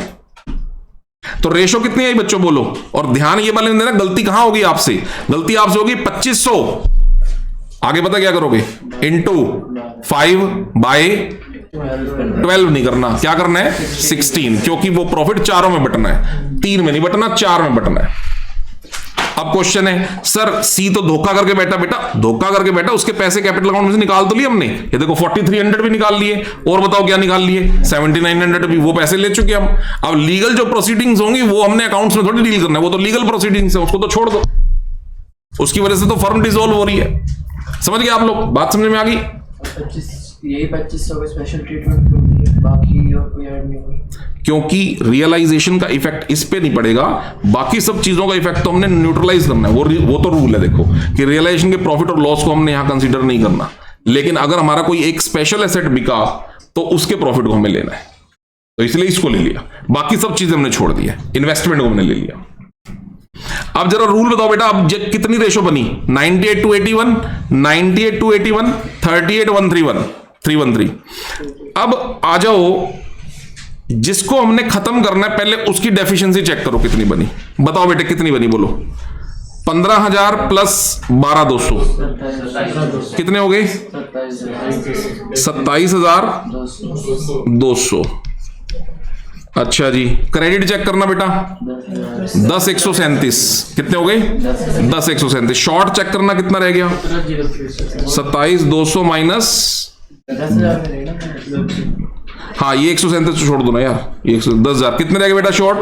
17,200। मैंने क्या बोला था बेटा, जो डेफिशिएंसी होगी वो कौन कौन पे करेगा? Solvent partners. कौन सी रेशो में? उनकी कैपिटल की रेशो में। कैपिटल की रेशो हमने अभी निकाल ली है, कैपिटल की रेशो आ गई 98 to 81, 98 to 81 एंड 38 313। क्या तीनों में से किसी भी पार्टनर की कैपिटल, किसी की पार्टनर की कैपिटल डेबिट है? नहीं जी, सबकी कैपिटल सही है। इसका मतलब कंट्रीब्यूट कौन कर सकते हैं? तीनों पार्टनर्स कंट्रीब्यूट कर सकते हैं। तो बच्चों जब आप इसको कंट्रीब्यूट करोगे, जरा एक बार हिसाब किताब बनाना, कितना हिसाब किताब बना, मतलब कैसे निकालेंगे? हम बनाएंगे 17,200 इंटू इसकी capital this one and sum of the capital of these three. एक बार ही देखो जरा कितने पैसे आए। 17,200 इंटू 98,281, ये ए की capital divide by the capital of these three, A B D. असल में ये रेशो ही चल रही है ना, 98 to 81 ratio 98 to 81 ratio 38313। Check करो क्या ये अमाउंट आ गया 7140 रुपए। डेफिशिएंसी कैसे निकलेगी? मैं वही कहूं, मैं कैलकुलेशन कैसे गलत हो गई। देखो 15,000 एक है बच्चों, 4300 एक है, 7900 एक है, 27,200, 27,200 में से इसको मैंने डेफिशिएंसी देखनी है ना हमने, तो डेफिशिएंसी कितनी आ गई? 17,063 की डेफिशिएंसी आ गई। अब 17,063 की डेफिशिएंसी को इस रेशो में बांटो, बताओ जरा कितना आया? आ गया ना। सम ऑफ दीज थ्री बताना कितना आ रहा है यहाँ पे? 234,875। तो बच्चों इसका मतलब ए देगा कितना पैसा? 7140। बी देगा कितना पैसा? 7140। सी को तो मिलना है। डी कितना पैसा देगा? 2783। जरा जर्नल एंट्री बताओ, अगर ए देगा, बी देगा और डी देगा किसको? सी को। एंट्री क्या बनेगी? A debit, B debit, D debit to C. तो सी के कैपिटल अकाउंट में आप चाहो तो 3 एंट्रियां पास कर सकते हो। क्या? बाय ए, बाय बी, बाय डी। तो चाहो तो 3 एंट्रियां पास कर सकते हो, लेकिन क्या लिखा है यहां पर? By A B D capital account. Done हो गया। तो A B D capital account में कितने पैसे आ गए? 17,063 और ये कर दिया मैंने डेबिट। और ऐसा करके सी की डेफिशिएंसी पूरी होगी भाई। ऐसा करके कर दो क्लोज इसको। सी का टोटल बनाया मैंने और सी की डेफिशिएंसी 27,200 माइनस 1 2 3। ठीक है जी। तो डेफिशिएंसी बनी मेरे पास 17,063। 17, अच्छा ये 17,200 मैंने ही गलत लिख दिया था यहाँ पे। 17,063। 17,063 को तीनों पार्टनर्स पे करेंगे, ए बी डी अपनी रेशो के अंदर, और वो अमाउंट हमारे पास निकल के आ गया बच्चों। कितना आया जरा बताओ? ए का बताओ 2D 7,140। बी का बोलो 7,140। सी तो खत्म कर दो। डी कितना दे रहा है? 2,783। तो बेटा जी जैसे ही ये पैसे मिले, सी का अकाउंट मेरा 27,200 क्लोजर पे चला गया। 2C ठीक है जी। सी का अकाउंट मेरा क्लोजर पे चला गया। अब ए और बी के बारे में बताओ बेटा, ए को फर्म ने पैसे देने हैं या ए पैसे लेके आएगा? ए को फर्म ने देने हैं। कितने? 90 देने थे, 7500 देने थे, 171 देने थे। चेक करो जरा ए का क्लोजर कितना बनेगा। 97671 97671। तो 97671 में से माइनस कर दो 7140। What is the balance? To cash कितना? 90531। और ऐसे ही बी का चेक कर लो बच्चों। बी का आएगा 90500 का, सेम ही आएगा, सब कुछ सेम ही चल रहा था ना, 90531। और ऐसे ही आप डी का चेक कर लोगे तो डी की पेमेंट आएगी 35286, 35286 रुपए। लो जी, ये हो गया हिसाब किताब। डिसोल्यूशन। एक पार्टनर, देखो टॉपिक समझना, एक पार्टनर इंसॉल्वेंट था, उसकी पेमेंट घर से कौन लेके आ रहा है? सभी के सभी सॉल्वेंट पार्टनर। कौन से सॉल्वेंट? जिनकी पार्टनर्स का कैपिटल अकाउंट भी क्या है? क्रेडिट। इस क्वेश्चन में तीनों पार्टनर्स का कैपिटल अकाउंट क्या है बच्चों? Credit. That is the reason ये बांट रहे हैं। इतना पॉइंट क्लियर हो गया? अब बच्चों आप ये चीज समझो कि अगर ये देखो, अब बाकी के दो टॉपिक्स में कोई दिक्कत नहीं है, फर्स्ट क्लास है। देखो इस टॉपिक को समझो। इसमें क्या कह रहे हैं? Insolvency of A partner, one partners have कौन सा बैलेंस? डेबिट। अब एक पार्टनर का बैलेंस क्या होगा? डेबिट होगा सर। अब बेटा जिस पार्टनर का बैलेंस डेबिट होगा वो कंट्रीब्यूट कर देगा क्या? नहीं ना। अब इस क्वेश्चन को हम पूरा ना करके सिर्फ मेन बात समझेंगे, आपको सारी बात समझ आ जाएगी। मैंने बनाया रियलाइजेशन, इसमें मेरे को कोई रियलाइजेशन आपको समझाने की जरूरत नहीं है। मेरे ख्याल से रियलाइजेशन सबको समझ में आ गया होगा। रियलाइजेशन बनाया बेटा, रियलाइजेशन में निकला लॉस 54, 36, 18 एंड 18। ठीक है जी, डन। अब जब मैं कैपिटल अकाउंट बना रहा हूं, जरा सारी टर्म्स पढ़ो एक बार। ABCD पार्टनर्स हैं, sharing profit and loss in the ratio of 3:2:1:1। They decide to dissolve the partnership on the basis of the following balance sheet on that date. Asset B की कोई बात नहीं, मैंने तो रियलाइजेशन ही कंप्लीट कर लिया ना, इसको छोड़ दो। एक्सपेंसेस ऑफ डिसोल्यूशन खत्म। Further creditor of 12,000 had to be met, ये भी done. General reserve unlike capital reserve was built up by the appropriation of profit. इस लाइन का क्या मीनिंग है बेटा? जनरल रिजर्व को एप्रोप्रिएशन ऑफ प्रॉफिट से बनाया गया है। इसका मतलब जब फर्म डिसॉल्व हो रही होगी तो ये जनरल रिजर्व के पैसे किसको मिलेंगे? पार्टनर्स को मिलेंगे। कौन सी रेशो में मिलेंगे बच्चों? प्रॉफिट शेयरिंग रेशो में मिलेंगे। ठीक है, नहीं भी लिखा होता तब भी यही करते, मैं तो तब भी क्या करता, तब भी यही करता। रियलाइजेशन अकाउंट में आएगा। रियलाइजेशन में क्यों आएगा यार? पार्टनर्स कैपिटल अकाउंट में आता है जनरल रिजर्व। कहां घूम रहा तू? पार्टनर्स कैपिटल अकाउंट बनाओ जी। सबसे पहली टर्म कौन सी है बच्चों? By balance BD। बोलो डन। दूसरी चीज बच्चों, जनरल रिजर्व बांट दिया मैंने, कौन सी रेशो में? ओल्ड प्रॉफिट शेयरिंग रेशो में। तीसरा बच्चों और देखो और क्या गिवन है हमें क्वेश्चन के अंदर? जनरल रिजर्व है, कैपिटल रिजर्व है। ए और बी की कैपिटल कौन सी कैपिटल है? जो कि पार्टनर्स कैपिटल अकाउंट में कहां जाएंगी? क्रेडिट में। जनरल रिजर्व कौन सी रेशो में बटेगा? कैपिटल रिजर्व कौन सी रेशो में बटेगा? क्रेडिटर कहां जाएंगे? मॉर्गेज लोन कहां जाएगा? प्रेमिसेस कहां जाएंगी? Furniture realisation debit, stock realisation, debtor realisation, cash account debit. और दो पार्टनर्स की कैपिटल डेबिट है, क्रेडिट नहीं है। इसका मतलब ये 10,000 और 12,000 कहां जाएंगी? पार्टनर्स कैपिटल अकाउंट में डेबिट। ये आ गए सर।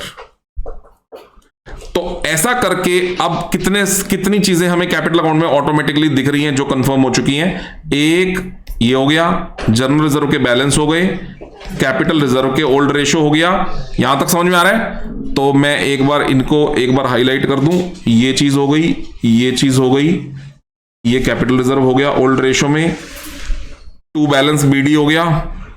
रियलाइजेशन से क्या निकला बच्चों? प्रॉफिट निकला है, लॉस निकला है? तो ये रियलाइजेशन लॉस हो गया। जिन चीजों को मैंने हाईलाइट किया ये बातें हो चुकी हैं। यहां तक बताओ, यहां तक डन? अब सुनना ध्यान से। बुक वाला हमें क्या कह रहे हैं, you are required to draw a realisation account, done है।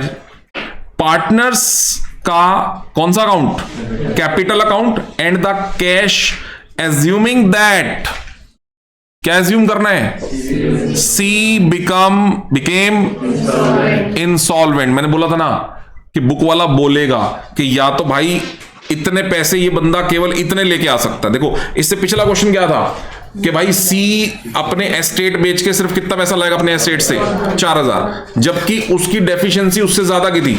इसका मतलब जो डिफरेंस था वो उसकी इंसॉल्वेंसी को इंडिकेट करता है, क्योंकि वो लेके नहीं आ पा रहा। समझ पा रहे हो? और यहां पर तो क्लियर कट मेंशन है, सी क्या है, इंसॉल्वेंट, और उसके वहां से प्राइवेट एस्टेट से कुछ मिलने वाला नहीं है। इसका मतलब प्योर इंसॉल्वेंट है भाई। ठीक है जी, डेफिशिएंसी निकालनी पड़ेगी इसकी, और गार्नर वर्सेस मूरे रूल लगाना है। तो गार्नर वर्सेस मूरे रूल हमें पता है कि अगर एक पार्टनर की इंसॉल्वेंसी होती है तो सॉल्वेंट पार्टनर कैपिटल की रेशो में पेमेंट करते हैं। शर्त है कि सॉल्वेंट पार्टनर्स के कैपिटल अकाउंट का बैलेंस क्या होना चाहिए, क्रेडिट। क्या नहीं होना चाहिए बच्चों, और रेशो कैपिटल की क्या बन सकती है, दोनों में से कोई भी बन सकती है, चाहे तो फिक्स्ड और चाहे तो फ्लक्चुएटिंग। इतना बताओ जी, क्लियर है ये? तो बेटा ऐसे में अब मैं सबसे पहले आपसे पूछता हूं, बताओ जी सी की डेफिशिएंसी कितनी लग रही है आपको। सॉल्यूशन को छोड़ो, आप सिर्फ ग्रीन चेक करना, नीचे ग्रीन से नीचे वाला एरिया चेक नहीं करेंगे। सी की डेफिशिएंसी कितनी लग रही है, 28,000 का डेबिट माइनस 10,000 का क्रेडिट। कितने की डेफिशिएंसी है, 18,000 की डेफिशिएंसी है। इतना क्लियर है? सी की इस डेफिशिएंसी को कौन लेके आएगा, ए और बी और डी। अब एक बार के लिए सोचने में दिखता है सर ए भी लाएगा, बी भी लाएगा, और एक बार ही सोचने में तो ये लगता है, पर कि जितना भी रियलाइजेशन लॉस होता है ना भाई, वो एक रूल है कि सभी सॉल्वेंट पार्टनर्स अपने घर से नगद लेके आते हैं पहले। ठीक है, अब अगर मैं ये एंट्री छोड़ दूं तो भी तो बात यही थी, क्या था कि रियलाइजेशन के प्रॉफिट और लॉस को हमें क्या करना है, रेशो बनाते हुए इग्नोर। पढ़ा था ना कि कैपिटल रेशो जब बनानी है तो उसमें रियलाइजेशन के प्रॉफिट और लॉस को क्या करना है, हमें इग्नोर करना है। तो आप एक चीज बताओ, ये अगर मैं इस लॉस को इग्नोर कर दूं 54 वाले को, तो कैपिटल की रेशो बताओ कितनी बनेगी, ए की। ए के कितनी चीजें जोड़ोगे, ये 3 जोड़ोगे ना। बी की कितनी चीजें जोड़ोगे बेटा, ये 3। सी के तो देने ही है। डी की कितनी चीजें जोड़ोगे, ये 2। इतना बताओ, क्लियर है? लेकिन अगर हमने रियलाइजेशन के लॉस को डेबिट कर रखा है, जो कि कर रखा है ना, 54, 36, 18 और 18 डेबिट कर रखा है, तो एग्जामिनर ये कहता है प्रेजेंटेशन ऐसे कर लो कि जितने भी सॉल्वेंट पार्टनर हैं वो अपना लॉस सारा का सारा क्या लेके आते हैं, नगद, कैश। जिससे क्या होगा, अब अगर मैं उस लॉस को दोनों तरफ देख पा रहा हूं तो उसका इफेक्ट अपने आप क्या हो जाएगा, न्यूट्रलाइज, क्योंकि डेबिट भी है वो लॉस 54,000 का और क्रेडिट भी है। और रूल ये है कि जितने भी सॉल्वेंट पार्टनर्स हैं, चाहे वो इंसॉल्वेंट पार्टनर है, सारे के सारे पैसे, इंसॉल्वेंट नहीं, जितने भी सॉल्वेंट पार्टनर वो सारे के सारे रियलाइजेशन लॉस कैसे लेके आते हैं अपने घर से, नगद। हमारे पास कितने सॉल्वेंट पार्टनर बेटा इसमें, एक ए है, एक बी है और एक डी है। अगर ये तीनों लॉस अपना नगद ले आए तो कितने कितने पैसे ले आएंगे, 54, 36 एंड 18। डन। अब अगर ए का बैलेंस मैं निकालूं कैपिटल का, तो मैं 54 को क्रेडिट भी समझ सकता हूं और साथ साथ डेबिट भी कर सकता हूं, तो बैलेंस तो वही आएगा ना। और नहीं तो क्या बोला बेटा हमने पहले, क्या सीखा था कि आप रियलाइजेशन के प्रॉफिट और लॉस को पूरी तरह से क्या करो, कैपिटल रेशो बनाते हुए इग्नोर। तो इग्नोर भी कर सकते हो, तो फिर डेबिट भी इग्नोर करो, और अगर कंसीडर करना है तो दोनों कंसीडर कर लो, बैलेंस तो वही आएगा। रेशो बनाते हुए छोड़ देंगे हम। अब आप मुझे बताओ जरा कि सी के कितने पैसे का शॉर्ट बन रहा था, बोलो। सी का 18,000 शॉर्ट बन रहा था। ये सी के 18,000 के शॉर्ट पैसे कौन कौन लेके आएगा अपने घर से? ए, बी और एक बार डी देखना पड़ेगा हमें। अब डी का देखो जरा, अगर वो अपना लॉस लेके आ रहा है तो लॉस कितना हो गया? 18 का। अब उसकी डेबिट साइड चेक करना जरा, कितने की है? 30 की। उसकी क्रेडिट साइड चेक करना जरा, कितने की है? कितने की है? 28 की। कितने की है? डेबिट साइड कितने की है? क्रेडिट साइड कितने की है? क्या डी का 2,000 रुपए का क्रेडिट बैलेंस है या डेबिट? डेबिट। इसका मतलब डी पार्टिसिपेट नहीं करेगा। किसमें पार्टिसिपेट नहीं करेगा? कॉम्पनसेशन में डी पार्टिसिपेट नहीं करेगा। भाई उसकी कैपिटल का बैलेंस क्या है? डेबिट। तो भाई डी को अगर मैं यहां से हटा दूं तो अब आप बताओ मुझे, क्रेडिट बैलेंस सिर्फ कितने लोगों का है? ए और बी। और ए और बी का वो अब रेशियो निकालनी पड़ेगी ना। तो मैंने क्या बताया अभी आपको, 54 को छोड़ना है तो दोनों तरफ से छोड़ दो, क्योंकि 54 तो डेबिट भी है और क्रेडिट भी है, 36 तो डेबिट भी है और क्रेडिट भी है, और कंसीडर करना तो कंसीडर करना, छोड़ दो तो छोड़ भी दो, कोई दिक्कत नहीं है। तो क्या रेशियो बनेगी बताओ जरा? 1,30,000 तो आ जाएगा भाई बैलेंस किसका? ए का। और बी का चेक करना बच्चों, कितना हो गया? 80,000। तो रेशो कितनी बन गई बच्चों? 13:8। अगर 13:8 बन गई है तो जो डेफिशिएंसी रह गई थी वो कितनी रह गई थी? 18,000 रुपए। 18,000 रुपए को 13:8 में अगर ए और बी लेके आते हैं, चेक करो जरा कितने पैसे बन गए। आ गए? कितने पैसे बन गए बेटा? ए से कितने पैसे ले लूं मैं? 11,143 रुपए ए से ले लूं। बी से कितने पैसे ले लूं बेटे? 6,857 मैं ले लूं किससे? बी से। और ये दोनों तरह के पैसे किसको दे दूं बच्चों? सी को। कितने? 18,000। अब इस एंट्री की पोस्टिंग क्या बनेगी बताओ? सी के कैपिटल अकाउंट क्रेडिट साइड में क्या लिखना पड़ेगा? बाय ए बाय बी लिख दिया, 18,000 आ गए। और सेम एंट्री कहां जाएगी? ए और बी के डेबिट में। तो ऐसे में अब ए का बैलेंस बचता है क्रेडिट। सर कितना क्रेडिट? 1,84 के क्रेडिट में से ये दो डेबिट माइनस करते, फाइनल कितना? 1,18,857 रुपए किसके बचते हैं बच्चों? ए के। वो फर्म से ले जाएगा या फर्म में लेके आएगा? ले जाएगा, फालतू लगे हुए बच के। बी के कितने पैसे लगे हुए बेटा? 1,16 लगे हुए हैं, और इसमें से ये डेबिट हो गए तो कितने पैसे रह गए? 73,143। ये कौन ले जाएगा फर्म से? ये बी ले जाएगा, उसकी फाइनल पेमेंट बनती है। जहां तक बात सी की है, सी का तो सर लेके आने थे पैसे, शॉर्ट बन रहे थे उस बेचारे के। सी के पैसे तो कौन कौन लेके आया अपने घर से? ए और बी। तो सी तो बैलेंस ही होगा भाई। और डी के कितने पैसे शॉर्ट हो रहे थे? पर डी इंसॉल्वेंट नहीं था। आप समझ लेना, डी के कैपिटल का बैलेंस क्या था? डेबिट। पर डी इंसॉल्वेंट नहीं है। अगर वो इंसॉल्वेंट नहीं है तो वो अपनी डेफिशिएंसी खुद लेके आएगा। सर हमें कैसे पता लगेगा क्वेश्चन में? बेटा एक बार पढ़ लो क्वेश्चन में, देखो सिर्फ क्या लिखा हुआ है? कौन इंसॉल्वेंट है? सी। तो बेटा जब डी इंसॉल्वेंट नहीं है तो आप ये नहीं कह सकते सर उसके भी तो शॉर्ट हैं पैसे 2,000 रुपए, तो वो भी लेके आ जाएगा। भाई वो उसके पैसे भी ए और बी लेके आ जाएंगे। नहीं, जो बंदा के कैपिटल अकाउंट का बैलेंस डेबिट है पर वो बंदा इंसॉल्वेंट नहीं है, वो अपना पैसा खुद से नगद लेके आएगा। तो ये बाय कैश कितने पैसे आ गए? 2,000। बताओ बात समझ में आ रही है? तो आज का टॉपिक बच्चों, insolvency of all the partners.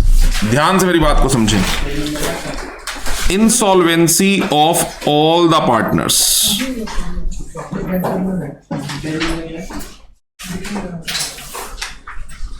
232। Insolvency of all the partners का मतलब क्या होता है बच्चों? ऐसा है, अब हम ये समझेंगे कि जितने भी पार्टनर्स हैं वो सारे के सारे पार्टनर्स क्या हो रहे होंगे बच्चों? अब आप खुद समझो, अगर सारे ही इंसॉल्वेंट हो रहे होंगे। देखो लास्ट क्लास हमने क्या सीखा? हमने सीखा एक पार्टनर जो है वो हो रहा होगा इंसॉल्वेंट, एक पार्टनर हो रहा होगा इंसॉल्वेंट, और बाकी पार्टनर्स जो सॉल्वेंट हैं या तो उनके कैपिटल का बैलेंस क्या होगा? सबका क्रेडिट। तो सभी कंट्रीब्यूट कर देंगे। या फिर हमने सीखा एक पार्टनर हो रहा होगा इंसॉल्वेंट और बाकी के जितने भी सॉल्वेंट पार्टनर्स हैं उसमें से किसी एक बंदे का मे बी कैपिटल अकाउंट का बैलेंस क्या हो सकता है, debit, he will not contribute anything, rest of the other partners will contribute. ये सीख ली दो बातें बच्चों।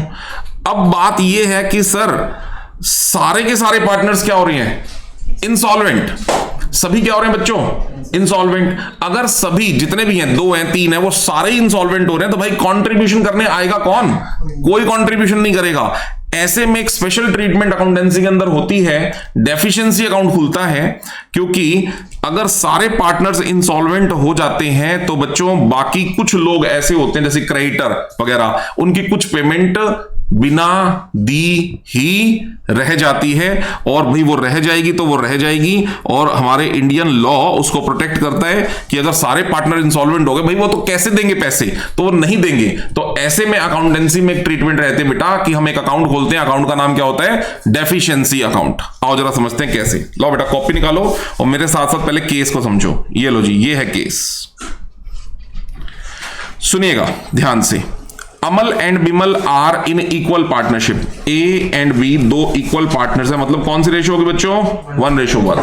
There balance stood as under on 31st March 2021 when the firms was dissolved। ठीक है सर, हमारे पास सिचुएशंस हैं, हमारे पास लाइबिलिटीज में क्रेडिटर है, अमल की कैपिटल है। बताइए प्लीज बच्चों, ये अमल की कैपिटल डेबिट है या क्रेडिट है, क्रेडिट है सर। लाइबिलिटी साइड में लाइबिलिटीज के सारे बैलेंसेस क्या होते हैं, क्रेडिट होते हैं। ठीक है सर। इधर प्लांट एंड मशीनरी है, फर्नीचर है, डेटर है, स्टॉक है, कैश है और बिमल की ड्राइंग है। इसका मतलब बिमल की जो कैपिटल का बैलेंस है वो क्रेडिट नहीं है, बिमल की कैपिटल का बैलेंस बच्चों क्या है, डेबिट है।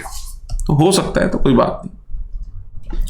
इतना देखने में हम बात आगे करते हैं। एसेट्स रियलाइज हुए, plant and machinery, furniture, debtor, stock. मेरे पास एसेट्स भी यही थी और ये बिकी। नीचे चलते हैं। Expense of realisation amounting to ₹175। बच्चों एंट्री बताइए प्लीज। तो रियलाइजेशन अकाउंट की डेबिट साइड में क्या लिख देंगे आप लोग, टू बैंक, सिंपल है। कैश है तो कैश लिख दो, कैश है कैश लिख दो, कोई बात नहीं। अमल्स प्राइवेट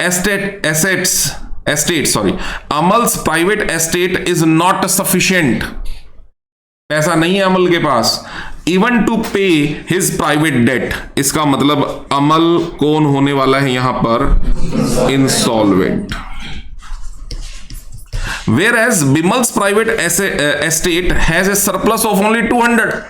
बिमल के पास भी कोई बहुत बड़े पैसे नहीं है भाई, बिमल भी कितने पैसे अपने घर से लेके आ सकता है, सिर्फ और सिर्फ 200 रुपए। इसका मतलब मैं उसको भी क्या बोलूंगा बेटा, भाई जब लिमिटेड ही अमाउंट है। अब क्वेश्चन है सर क्या पता यही सफिशिएंट अमाउंट हो, नहीं होगा ना बेटा। इनका हम हिसाब किताब लगा के देखेंगे तो अभी आगे आपको पता लगेगा। इन दोनों की सारी ट्रांजैक्शन करने के बाद में इनके कैपिटल अकाउंट का बैलेंस क्या निकल के आ रहा होगा, डेबिट। एटलीस्ट इससे 200 से ज्यादा डेबिट निकल के आ रहा होगा। तो इसका मतलब दूसरा बंदा भी कौन है, इंसॉल्वेंट। पहला बंदा भी कौन है, इंसॉल्वेंट। बंदे भी कितने हैं, सिर्फ 2। इसका मतलब केस क्या बन गया, when there are some partners and all the partners gets insolvent. तो ऐसे में फर्म को बेटा पैसा कहीं से नहीं आ रहा। अब ध्यान से मेरी बात समझो कि कैसे हम इस केस को सॉल्व करेंगे। बेटा ऐसा है, देखो रियलाइजेशन अकाउंट तो नॉर्मल है, मैं उस पर कुछ ज्यादा टाइम लगा भी नहीं रहा। यहां पे समझ लो इसको, रियलाइजेशन पे तो क्या ही दिमाग लगाऊंगा मैं। ये देखो 2500 की एक प्लांट एंड मशीनरी, चेक करते जाना अपनी फाइल में से। आ गया शिफ्ट, फर्नीचर आ गया 500, चेक कर लेना बेटा एक बार। आपकी फाइल होनी चाहिए आपके पास, उसमें से चेक कर लीजिए। क्वेश्चन वहां से देखिए, सॉल्यूशन यहां से देखिए, रियलाइजेशन तो यहीं पे क्लोज करो, टाइम थोड़ा बच जाएगा। डेटर आ गई, स्टॉक आ गया, आ गई सारी एसेट्स बच्चों। आ जाओ दूसरी तरफ आ जाओ। अब मैं लाइबिलिटीज भी थी क्या कोई बेटे, क्रेडिटर थे सर 4800 रुपए के। लेकिन आप ध्यान दें तो यहां पर क्रेडिटर लेके नहीं आए हम। सर क्या बात कर रहे हो, क्रेडिटर तो लाना चाहिए था। यहां पे हमने पढ़ा है कि यहां पर आप को लिखना चाहिए था बाय सन्ड्री क्रेडिटर्स। बेटे लिखना तो तब चाहिए ना जब फर्म के पास क्रेडिटर को देने के लिए पैसे हो। अगर आप, हमने ये भी तो पढ़ा है, फिर अगर सारी लाइबिलिटीज ट्रांसफर होती हैं तो सारी की सारी लाइबिलिटीज की फिर क्या होती है बच्चों, फाइनली पेमेंट। और पेमेंट तो तब होगी जब पैसे होंगे, पैसे हैं नहीं। ठीक है ना, अभी प्रूव करके दिखाऊंगा पैसे क्यों नहीं है। ठीक है जी। तो बेटा ऐसे में जब सारे पार्टनर्स इंसॉल्वेंट हो जाते हैं तो आपको ध्यान रखना पड़ेगा, लाइबिलिटीज को पहले आपको वर्किंग नोट में देखना पड़ेगा। देखने की भी जरूरत नहीं, क्रेडिटर की पेमेंट डेफिनेटली वहां पर क्या हो रही होगी, नहीं हो रही होगी। बेटा अगर हो रही होती तो पार्टनर्स लेके आ रहे होते पैसे। इसका मतलब पार्टनर्स कौन होते, कोई ना कोई पार्टनर क्या होता बेटा, सॉल्वेंट। यहां पर सारे पार्टनर्स कैसे हैं, इंसॉल्वेंट। तो मैंने एक बार के लिए क्रेडिटर को यहां से छोड़ दिया। डन हो गया बच्चों। चलिए, पैसे नहीं है सर, पेमेंट कैसे हो जाएगी? अगर आप यहां क्रेडिटर लिख देते हो तो यहां पर टू कैश भी लिखना पड़ेगा ना भाई। यहां पर टू कैश उसकी पेमेंट करके दिखानी पड़ेगी, पैसे आपके पास है नहीं। फिर यहां पर टू कैश करोगे तो कैश अकाउंट में उसको क्या लिखोगे बोलो, बाय रियलाइजेशन। क्या शो करोगे, हमने क्रेडिटर पे कर दिया। भाई क्रेडिटर तो तब पे करोगे जब आपका पैसा होगा, पैसा नहीं है अभी प्रूव करके मैं बता दूंगा। तो इसलिए क्रेडिटर को छोड़ दिया एक बार के लिए। अच्छा जी, आगे बताओ जी, आगे बताओ। अब बेटे क्रेडिटर को हमने लिखा नहीं, बाकी मैंने सारी एसेट्स को लिख दिया। अब नीचे जरा एसेट्स के रियलाइजेशन को देखो। प्लांट एंड मशीनरी कितने में रियलाइज हो रहा है बेटे बताना, 1250। Furniture 150, debtor 400, stock 500। सबको मेरी बात समझ में आ रही है? आओ बच्चों, तो एसेट्स बेच दो, 1 2 3 4, डन। रियलाइजेशन एक्सपेंसेस नीचे इन्फॉर्मेशन के तौर पे दिए हुए थे आपको 175 रुपए। इतने पैसे हैं हमारे पास, 175 रुपए की पेमेंट हो जाएगी आराम से, कोई दिक्कत नहीं है। 175 रुपए की पेमेंट कर दिया। अगर आपको लग रहा है कि सर ये भी कैसे पता लगेगा, क्या पता इसकी पेमेंट भी ना हो रही होती, तो बेटा ऐसा है, हम साइमल्टेनियसली कैश अकाउंट बना सकते हैं। ठीक है ना, हम साइमल्टेनियसली कैश अकाउंट बना सकते हैं। आओ मैं एक कैश अकाउंट आपको यहां पर बना के दिखाता हूं। ये रियलाइजेशन को आप एक बार होल्ड करते हैं, ठीक है जी। ये रहा मेरा कैश अकाउंट, ये रहा मेरा कैश अकाउंट। बच्चों आप बताओ मेरे पास ओपनिंग बैलेंस ऑफ कैश कितना था, कितना था बेटे? तो लिख दूं मैं टू बैलेंस बीडी 200। डन। जब मैं कैपिटल अकाउंट बनाऊंगा तो मेरे साथ साथ आप सब लोग बनाओगे। कैपिटल अकाउंट में मेन गेम होती है, ठीक है ना, बाकी सब तो यहीं पे हम कर लेते हैं। कैश में थे 200, डन। एसेट्स को बेच के कितने पैसे लेके आए हो बच्चों बोलो? 2300। इस 2300 की एंट्री आप लोग बता सकते हो क्या बनेगी? बैंक अकाउंट या cash account debited to.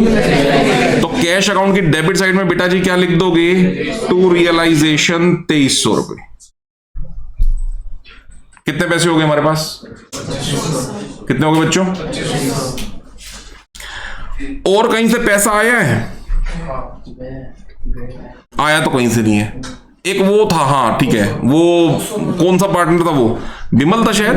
Bimal कह रहा था भाई एक 200 रुपए ला दूंगा मैं, बस इतना ही है मेरे पास, तो इतना ही ला दूंगा। तो बताओ भाई बिमल की एंट्री, इसकी एंट्री बता सकते हो क्या बनेगी बोलो? Cash to Bimal, cash to Bimal. तो बेटा वो भी पैसे तो आए हैं आपके पास, उसको भी ले लो। लो जी, to Bimal, cash to Bimal. कितने पैसे आए हैं? 200। और बताओ बेटा कहीं से पैसे आए हैं? नहीं। एक 175 गए जरूर है, ये मेरे को दिख रहे हैं जो 175 गए हैं। इसकी एंट्री बोलो। रियलाइजेशन टू कैश, कैश में बाय रियलाइजेशन 175 रुपए। बोलो ठीक हो गया। तो मेरे पास बेटा इस वक्त सारा काम धाम करके अब और कोई आना जाना नहीं हुआ पैसों का। तो आप बताओ कैश की डेबिट साइड कितनी होगी बेटा? 23 2 25 2 27, 2700 रुपए की डेबिट साइड में से आप 175 घटा दो, 2500 अपने पास तो ले दे के यही कुछ है, 2525 रुपए है ना। रियलाइजेशन एक्सपेंसेस की तो पेमेंट जा रही है ना, इतना कैश तो था हमारे पास। ये देखो इतना तो हमारे पास 2700 रुपए थे। देखो 2700 में से 175 रुपए की तो आराम से पेमेंट हो सकती है, बट उसकी पेमेंट के बाद हमारे पास जो बैलेंस बचता है वो बचता है 2525 रुपए, 2525। और अगर मैं यहां पर बेटे क्रेडिटर भी लिख लेता, समझो आप मेरी बात, यहां पर मैं क्रेडिटर्स भी लिख लेता तो मेरी क्रेडिटर की पेमेंट नहीं होने वाली थी, क्योंकि क्रेडिटर की पेमेंट करनी है यार अपने को 4800 रुपए।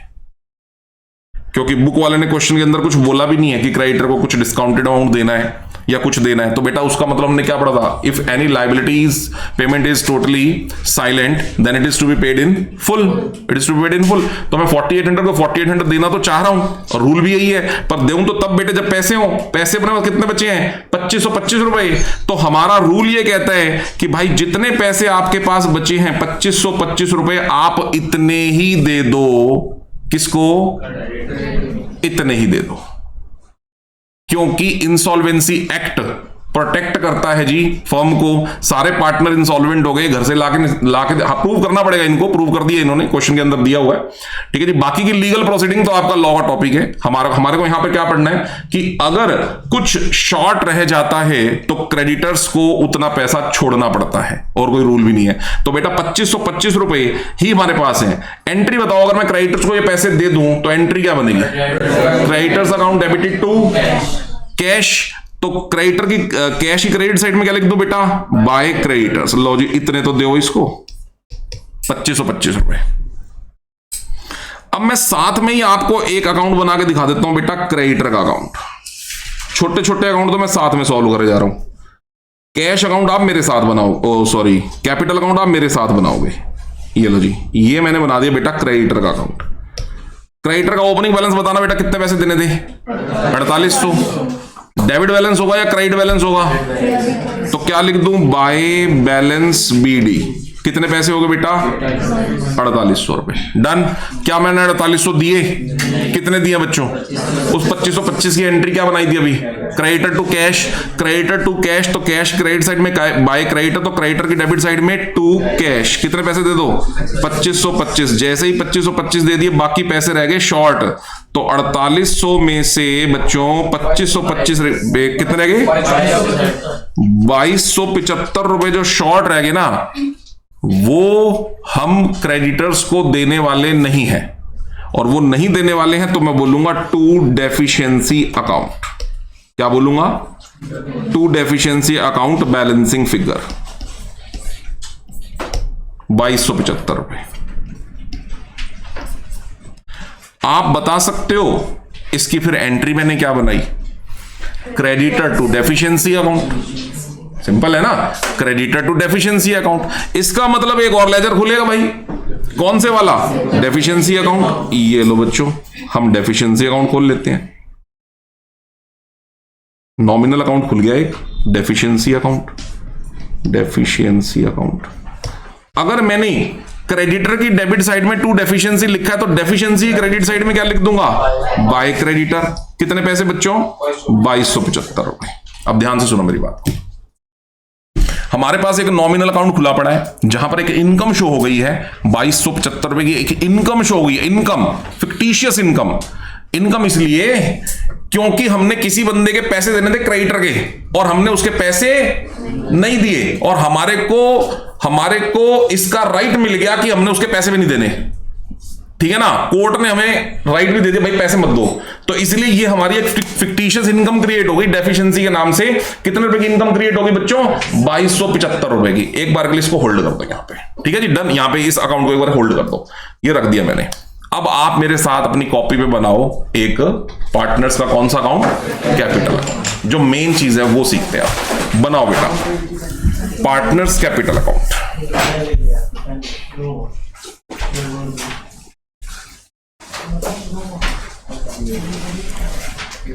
कितने पार्टनर्स है बच्चों? दो। बनाइए पार्टनर्स कैपिटल अकाउंट।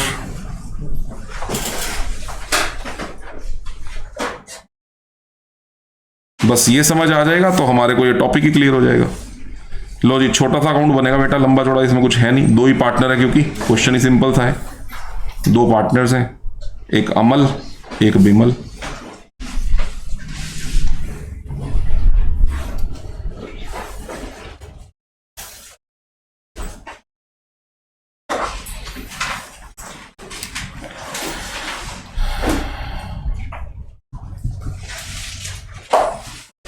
चलो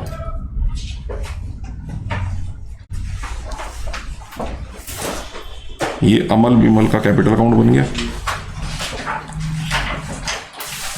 एक अमल एक बिमल।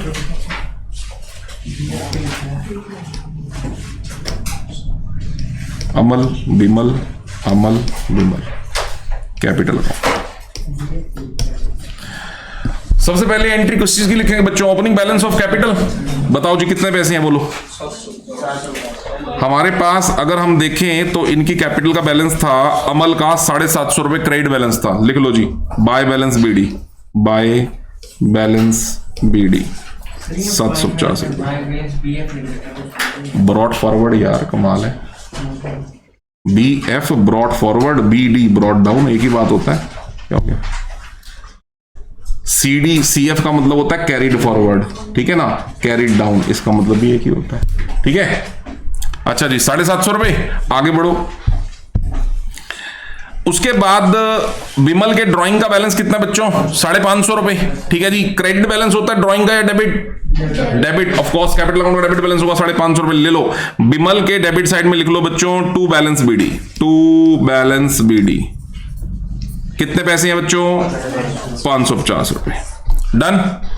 और बताओ बेटे, और कौन सी एंट्री रहेगी मेरे पास?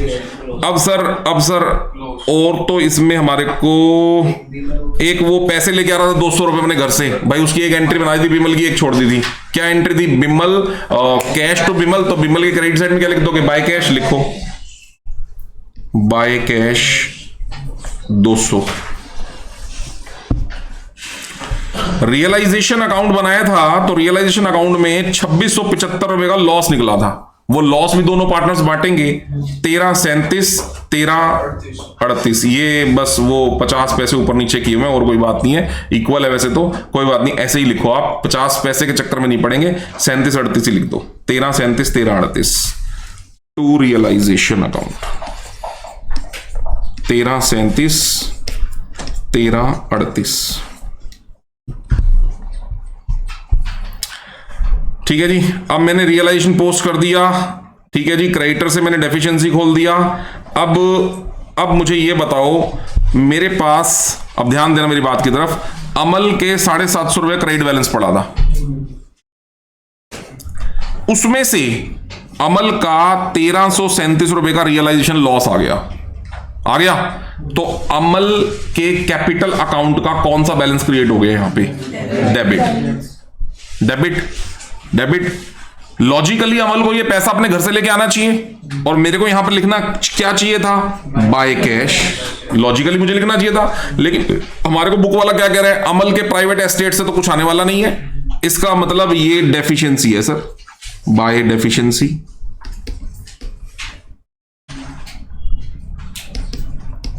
Bye deficiency account. भाई सर मैं ला ही नहीं सकता, अमल बोलेगा 1337 माइनस 750, कितना बैलेंसिंग हो गया? 5 वो है सर, मैं ला सकता होता तो ले आता, लेकिन मेरे क्वेश्चन के अंदर ही मेंशन है भाई, लेके नहीं आएगा वो, उसके प्राइवेट एस्टेट से कुछ नहीं आ सकता, तो हम इसको डेफिशिएंसी अकाउंट में ले जाएंगे, भाई नहीं लेके आ पाएगा।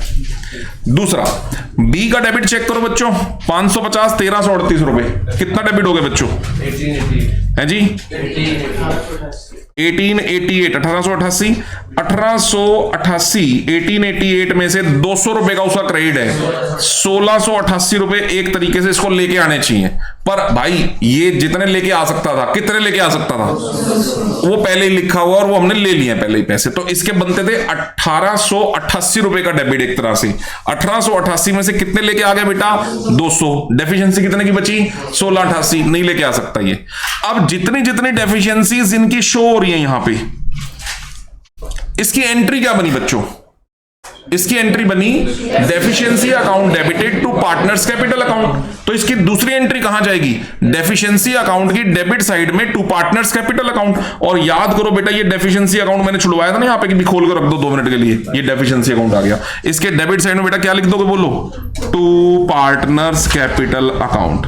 अमल की डेफिशिएंसी है और बीमल की डेफिशिएंसी है। अमल की कितनी थी? 587, 16, इन दोनों का सम कर लो बेटा, डेफिशिएंसी उतनी ही है जितनी डेफिशिएंसी होनी चाहिए थी, 2275 ऑन द बोथ साइड्स। अब मैं एक बार समझाता हूं चीज को, ये हुआ क्या है। हुआ ये है बेटा, थोड़ा गहरा समझना।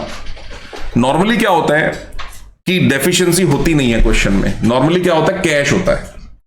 पैसे का आना और पैसे का जाना, वो क्या होता है हर बार हर क्वेश्चन में बराबर हो जाता है। जब भी हम क्वेश्चन में क्या कर रहे होते हैं बेटा? फर्म को डिसॉल्व कर रहे होते हैं ना, तो पैसे का आना और पैसे का जाना नॉर्मली क्या होता है? बराबर। लेकिन इस क्वेश्चन में प्रॉब्लम ये है कि जहां से पैसा आना था, सोर्स कौन थे? पार्टनर्स। उनको अपने घर से लेके आने थे पैसे, 587 1688। उन दोनों बंदों ने क्या किया, हाथ खड़े कर दिए जी हम तो इंसॉल्वेंट है, हम नहीं लेके आ सकते, कोर्ट प्रोटेक्ट करेगी भाई कोई बात नहीं। अब जब इन्होंने अपने आप को इंसॉल्वेंट डिक्लेयर कर दिया, इंसॉल्वेंसी के सारे रूल्स एंड रेगुलेशंस फॉलो कर दिए, तो ये वाकई में इंसॉल्वेंट है। इतने इतने पैसे ये किसको नहीं देंगे, अपनी लाइबिलिटीज की पेमेंट इतने इतने रुपए से नहीं करेंगे। अब अगर नहीं करेंगे तो लाइबिलिटीज की पेमेंट जितनी शॉर्ट है एग्जैक्टली उतना ही अमाउंट क्या है, डेफिशिएंसी है। और हम यहां पर चेक कर पा रहे हैं कितने रुपए क्रेडिटर को नहीं दिए थे बच्चों, बताओ, यही नहीं दिए थे सर। और इतने रुपए की क्या है, डेफिशिएंसी। और इतने रुपए ही पार्टनर्स अपने कैपिटल अकाउंट में क्रेडिट दिखा देंगे। क्रेडिट का मतलब एक इनकम जनरेट हो गई है ना, कि हमने एक पैसे देने थे पर हमने उतने उतने पैसे नहीं दिए। तो इसलिए बच्चों डेफिशिएंसी अकाउंट पूरी तरह से क्या हो जाता है, टैली। Is that clear? बहुत अच्छा क्वेश्चन है बच्चों। टॉपिक क्या सीखा अब हमने सीख लिया जब सारे के सारे पार्टनर्स क्या हो जाएं, इंसॉल्वेंट। अब मैंने आपको टॉपिक क्या क्या करा दिया, जरा एक बार फिर से रिवाइज करते हैं। इंसॉल्वेंसी के अंदर एक पार्टनर इंसॉल्वेंट, बाकी सारे सॉल्वेंट हैविंग क्रेडिट बैलेंस। याद आ गया? एक पार्टनर इंसॉल्वेंट, बाकी सारे पार्टनर सॉल्वेंट, लेकिन सभी का क्रेडिट नहीं, एक का डेबिट बाकी का क्रेडिट।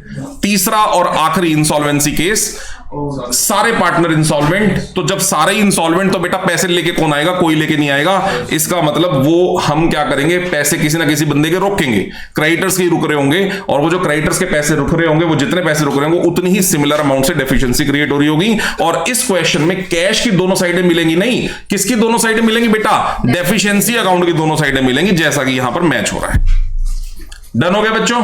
चलिए, इसी इंसॉल्वेंसी का एक आखिरी क्वेश्चन जो आपके आईसीए मॉड्यूल के अंदर भी है, इंसॉल्वेंसी एंड ओमिटेड परचेसेस। ध्यान से मेरी बात सुनो बेटा, अब ये मैं पूरा क्वेश्चन नहीं कराऊंगा, देखो है ना, मैं मेन बात डिस्कस कर लूंगा आपसे, मेन बात आपको समझा दूंगा।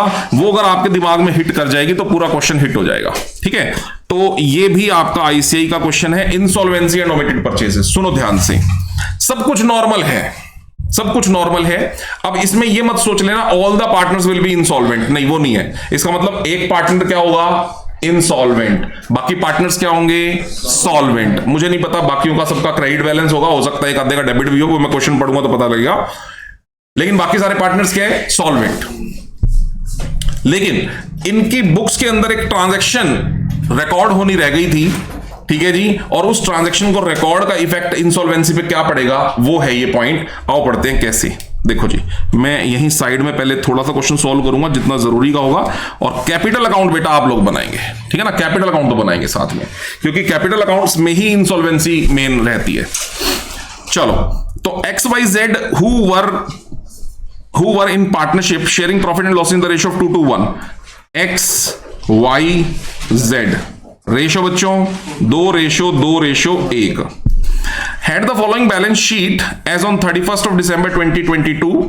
गिवन है आपको, लाइबिलिटीज गिवन है, एसेट्स गिवन है, ठीक है जी। और the firm was dissolved on the date mentioned due to continued losses, ठीक है जी, continued losses.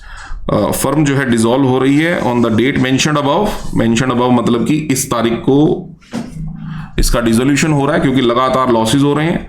After drawing of the balance sheet given above it was discovered that goods amounting to ₹4,000 has been purchased in November का मतलब पिछले महीने, ठीक है जी, books close होने से पिछले महीने। कितने की परचेजेस करी थी, 4,000 रुपए की, एंड हैड बीन रिसीव्ड, ले भी ली थी, माल आ गया था, but the purchase was not recorded in fixed assets, but purchase was not recorded in fixed assets,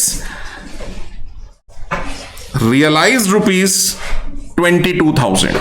और वो फिक्स्ड एसेट्स कितने की बिकी हैं अभी, कितने की बिकी हैं बच्चों, 20,000 की। यहां पर ना छोटा सा एक एरर लग रहा है मुझे, दैट लिख लो यहां पे, दैट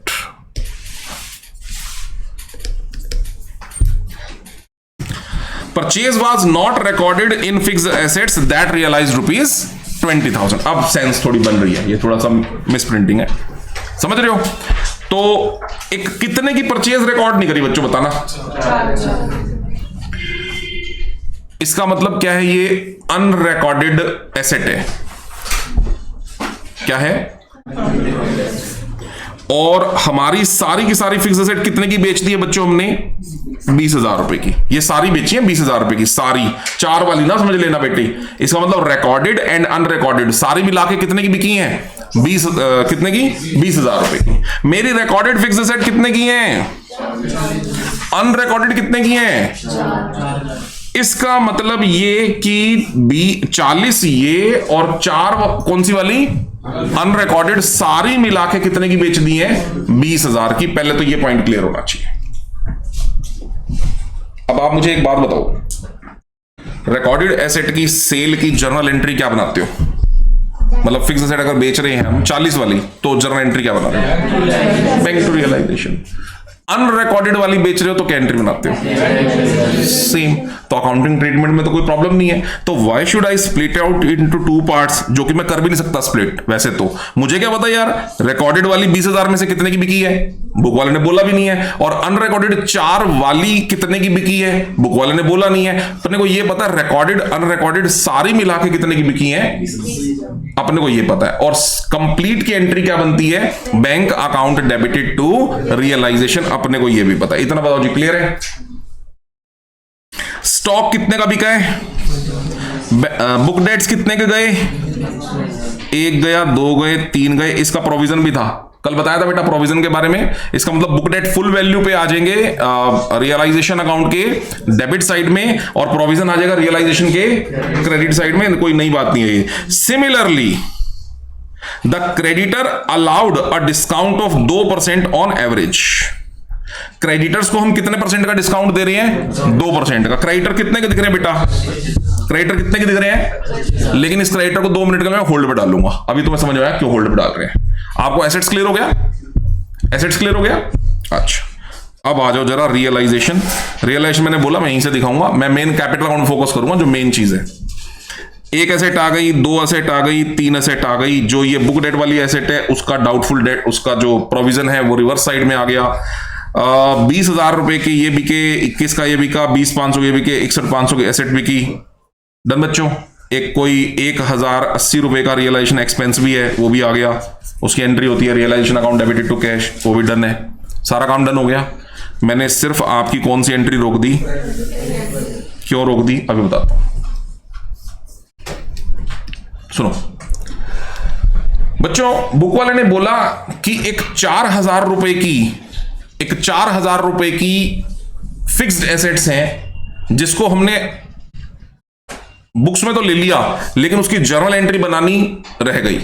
आप मुझे वैसे बताओ, अगर फिक्स एसेट की मैं जर्नल एंट्री बनाता और फिक्स एसेट को फिक्स एसेट में रिकॉर्ड करता, तो आप बता सकते हो फिक्स एसेट की खरीद की एंट्री क्या बनती?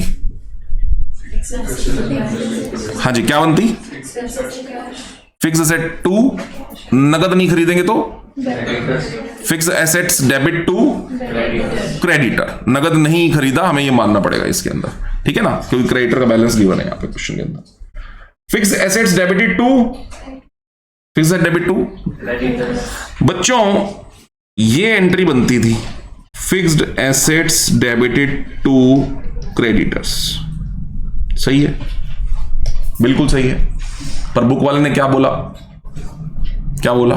हमने इसकी खरीद को फिक्स एसेट के अंदर रिकॉर्ड नहीं किया। तो सर फिक्स एसेट तो डेबिट हो ही नहीं सकता, क्योंकि अगर फिक्स एसेट डेबिट कर दूंगा तो इसका मतलब तो मैं ये 40,000 में करेक्शन करने की कोशिश कर रहा हूं। पर बुक वाले ने तो साफ साफ बोल दी है यहाँ पे। कहां पे बोला था उसने? ये परचेज वाज नॉट रिकॉर्डेड इन, सिर्फ फिक्स एसेट में रिकॉर्ड नहीं किया था परचेज को, लेकिन मैं फिक्स एसेट को करेक्ट नहीं करूंगा। तो अगर मैं फिक्स एसेट को डेबिट नहीं करूंगा तो क्रेडिटर तो मुझे क्या करना है? करेक्शन के लिए क्रेडिट करना है। अगर मुझे क्रेडिटर क्रेडिट करना है और फिक्स एसेट्स डेबिट नहीं करना है, तो सोचो फर्म की एक लायबिलिटी इंक्रीज हो रही है। कौन सी वाली? क्रेडिटर। उसका अल्टीमेटली नुकसान, उसका अल्टीमेटली इफेक्ट मैं किसके ऊपर डालूंगा? पार्टनर्स पे। तो फिक्स्ड एसेट टू क्रेडिटर अगर नहीं हो पा रहा है, क्योंकि फिक्स्ड एसेट से डेबिट चार्ज नहीं करना, तो मेरी इसकी एंट्री क्या बनेगी? फिर इसकी एंट्री बनेगी बच्चों X debit, Y debit, Z debit to creditors. Sir क्यों? बेटे सुनो, थोड़ा सा गहरा है, सुनो। मैंने क्रेडिटर को अभी तक क्रेडिट नहीं कर रखा। क्रेडिटर क्या है? लाइबिलिटी, इन फ्यूचर उनको क्या देना है, पैसा, ठीक है ना। फर्म का अल्टीमेटली जो प्रॉफिट और लॉस के लिए रिस्पॉन्सिबल पर्सन होता है वो कौन होता है, फर्म का मालिक।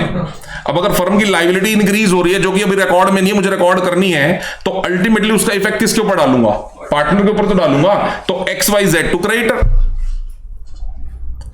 अब हमारे दिमाग में एक बात आ सकती है, सर रिकॉर्ड ही मत करो, क्यों? क्योंकि जैसे अनरिकॉर्डेड एसेट है ठीक वैसे ही ऐसा भी तो हो सकता है अनरिकॉर्डेड लाइबिलिटी। मैं उसको भी करके दिखाऊंगा और आपको यह भी बताऊंगा कि दोनों से अकाउंटिंग ट्रीटमेंट क्या आएगा, बिल्कुल सेम। लेकिन एक बार के लिए पहले इस स्टेप को कर लेते हैं, फिर मैं आपको दूसरे तरीके से भी करके दिखाऊंगा, सेम क्वेश्चन आंसर सेम आएगा। अभी तक मैंने क्रेडिटर रिकॉर्ड नहीं करे ना, अब रिकॉर्ड कर रहा हूं। हाँ तो मैं फिक्स एसेट रिकॉर्ड कर लेता, 4000 फिक्स एसेट रिकॉर्ड नहीं करनी क्योंकि बुक वाले ने हमें मना किया है कि fix asset should not be recorded, ये लिखा हुआ है, which was not recorded in fixed assets। अगर तुम रिकॉर्ड कर लोगे उसका भी इफेक्ट वही पड़ेगा, मैं ये भी प्रूव कर दूंगा उसका भी इफेक्ट वही पड़ेगा। तुम क्या कहना चाहते हो, सर 4000 ये भी बढ़ा लो, है ना बेटा, उसका भी इफेक्ट वही पड़ेगा। अब थोड़ा सा इसका तो मैं अभी अंदाजा देता हूं, देखो फिक्स एसेट बढ़ेगी, सुनो ध्यान से सुनना, फिर अगर पूछिए बात तो थोड़ा गहरी बात है, फिर ये और भी गहरी बात है। फिक्स एसेट बढ़ेगी, रियलाइजेशन अकाउंट की कौन सी साइड बढ़ेगी, डेबिट या क्रेडिट, डेबिट। इससे फर्म का क्या बढ़ेगा, प्रॉफिट बढ़ेगा या लॉस, लॉस का अल्टीमेटली इफेक्ट किसको मिलेगा, मैं भी कहां डाल रहा हूं, वो भी इफेक्ट कौन सी रेशो में पड़ेगा, प्रॉफिट शेयरिंग रेशो में, ये भी इफेक्ट कौन सी रेशो में डाल रहा हूं, क्रेडिटर तो फिर दोनों सूरतों में बढ़ाऊंगा ना, तो हिसाब बराबर हो जाएगा। अगर तुम ये कहते हो सर इसको डेबिट ना करो, फिक्स एसेट्स को डेबिट कर लो, बेटे तब भी इफेक्ट वही पड़ने वाला है। मैं क्या बोल रहा हूं, फिक्स्ड एसेट्स जो डेबिट होंगी, ठीक है, वो फिक्स एसेट डेबिट होंगी तो फिक्स एसेट का इफेक्ट किस पे पड़ेगा, रियलाइजेशन के ऊपर, रियलाइजेशन का इफेक्ट किस पे पड़ेगा, पार्टनर्स कैपिटल के ऊपर। एक बार के लिए पहले इसको समझो, फिर मैं इसको एक और तरीके से बताता हूं, क्या कि क्रेडिटर्स को अनरिकॉर्डेड मान के उसकी पेमेंट कर दो, इफेक्ट तब भी सेम आएगा। मैंने यहां पर फिक्स एसेट को रिकॉर्ड कर दिया होता, मैंने बताया फिक्स एसेट को रिकॉर्ड कर दिया होता तो एंट्री क्या बनती बच्चों, fix asset to creditor, simple. Fix assets से रियलाइजेशन क्या होता, डेबिट, और पार्टनर्स कैपिटल अकाउंट क्या होता, डेबिट। मैं पार्टनर्स कैपिटल अकाउंट को डायरेक्ट डेबिट कर रहा हूं XYZ टू क्रेडिटर। कर दिए वाले तो वो वापस पार्टनर्स कैपिटल अकाउंट क्रेडिट हो जाएगा तो नल हो गया, फिर नील तो होता ही है हर चीज, ये रिकॉर्ड क्यों कर रहे हैं, जब हम फिक्स जैसे इस लॉजिक की वजह से नहीं कर रहे तो ये क्यों कर रहे हैं। मैं अभी इसको भी रिकॉर्ड नहीं करूंगा, अभी क्रेडिटर को भी रिकॉर्ड नहीं करूंगा, तब भी इफेक्ट सेम आएगा। एक बार पहले इसको पूरा कर ले फिर बताता हूं कैसे, ठीक है। XYZ टू क्रेडिटर, जरा बताओ एंट्री क्या क्या बनी बच्चों, कितने कितने से डेबिट हो जाएगा, क्रेडिटर कितने से बढ़ा रहा हूं, 4000 से। XYZ किस प्रॉफिट शेयरिंग रेशियो में डेबिट करूंगा बच्चों, 2:1, कितना कितना होगा बोलो, 1600 800। एक बार इस पॉइंट को समझ लो, मैं दूसरे तरीके से बताता हूं, वही तो, दोनों को रिकॉर्ड नहीं करूंगा मैं ना क्रेडिटर रिकॉर्ड करूंगा ना फिक्स एसेट रिकॉर्ड करूंगा, तब भी मेरा आंसर क्या आएगा, सेम। और मैं दोनों को रिकॉर्ड कर लूंगा तब भी मेरा आंसर क्या आएगा, सेम। तीनों तरीकों से आंसर सेम आएगा। एक बार इससे कर लो पहले, ये डन हो गया। अच्छा जी, XYZ टू क्रेडिटर। अब बच्चों इस एंट्री का अल्टीमेटली इफेक्ट क्या पड़ेगा बोलो, क्रेडिटर बढ़ेंगे, क्रेडिटर अब कितने के हो गए बोलो, 25 और 4 29 से क्रेडिटर हो गए, तो आपके रियलाइजेशन अकाउंट की क्रेडिट साइड में कितने पैसे आएंगे बोलो, 29। क्रेडिटर बढ़ा दिया ना मैंने, अब क्रेडिटर का बैलेंस अगर मैं पहले लिखता तो कितना लिखता बोलो, 25, अब लिखा तो कितना लिखा बोलो, 29। आप समझो मेरी बात को। अब बुक वाले ने क्या बोला था कि क्रेडिटर की पेमेंट कितने % डिस्काउंट पे करो, 2%। करो जरा एक बार, -2%, 28,420 की पेमेंट हो गई, डन। रियलाइजेशन में क्या निकल के आ गया बच्चों, लॉस, तीनों पार्टनर से लॉस आपस में बांट लिया, कौन सी रेशो में, 2:1, डन हो गया, कोई दिक्कत नहीं यहाँ पे। अच्छा, क्रेडिटर का अकाउंट नॉर्मल आपको समझ में आ चुका है, क्रेडिटर सर इतने के थे, 4 के बढ़े 29 के हो गए, डन। लोन को छोड़ो, बाद में देखते हैं, कैश को भी बाद में देखते हैं, आ जाओ कैपिटल अकाउंट में। एक बार कैपिटल अकाउंट समझ लो, फिर करते हैं इसको दूसरे तरीके से भी। सुनो, अच्छा यहां पर एज्यूम एक कर लेना कैपिटल फिक्स्ड है भाई, लिख लेना कैपिटल अकाउंट के ऊपर, क्योंकि अगर फ्लक्चुएटिंग हो तो बात बनेगी नहीं। ये फिक्स्ड है, ये क्वेश्चन के अंदर एज्यूम किया हुआ है, या तो क्वेश्चन में लिख लो capitals are considered as fixed, या तो क्वेश्चन के अंदर ही लिख लो। ओपनिंग कैपिटल कितनी है बच्चों, 29,200, 10,800, 10,000, चेक कर लो जरा, यही है, ठीक है। मैंने एंट्री क्या बनाई थी, क्रेडिटर वाली एंट्री क्या बनाई थी बेटा, partners capital account debited to creditor. Creditor में मैंने क्या लिख दिया, बाय पार्टनर्स कैपिटल अकाउंट, तो कैपिटल अकाउंट की डेबिट साइड में क्या लिख दूंगा, टू क्रेडिटर। बोलो डन। तो ऐसा करके इन पार्टनर्स की कैपिटल कितनी आ गई एडजस्ट करके, एक पार्टनर की कैपिटल आ गई 27,600, एक की आ गई 9200, एक की आ गई 9200। बताओ जी, ठीक है।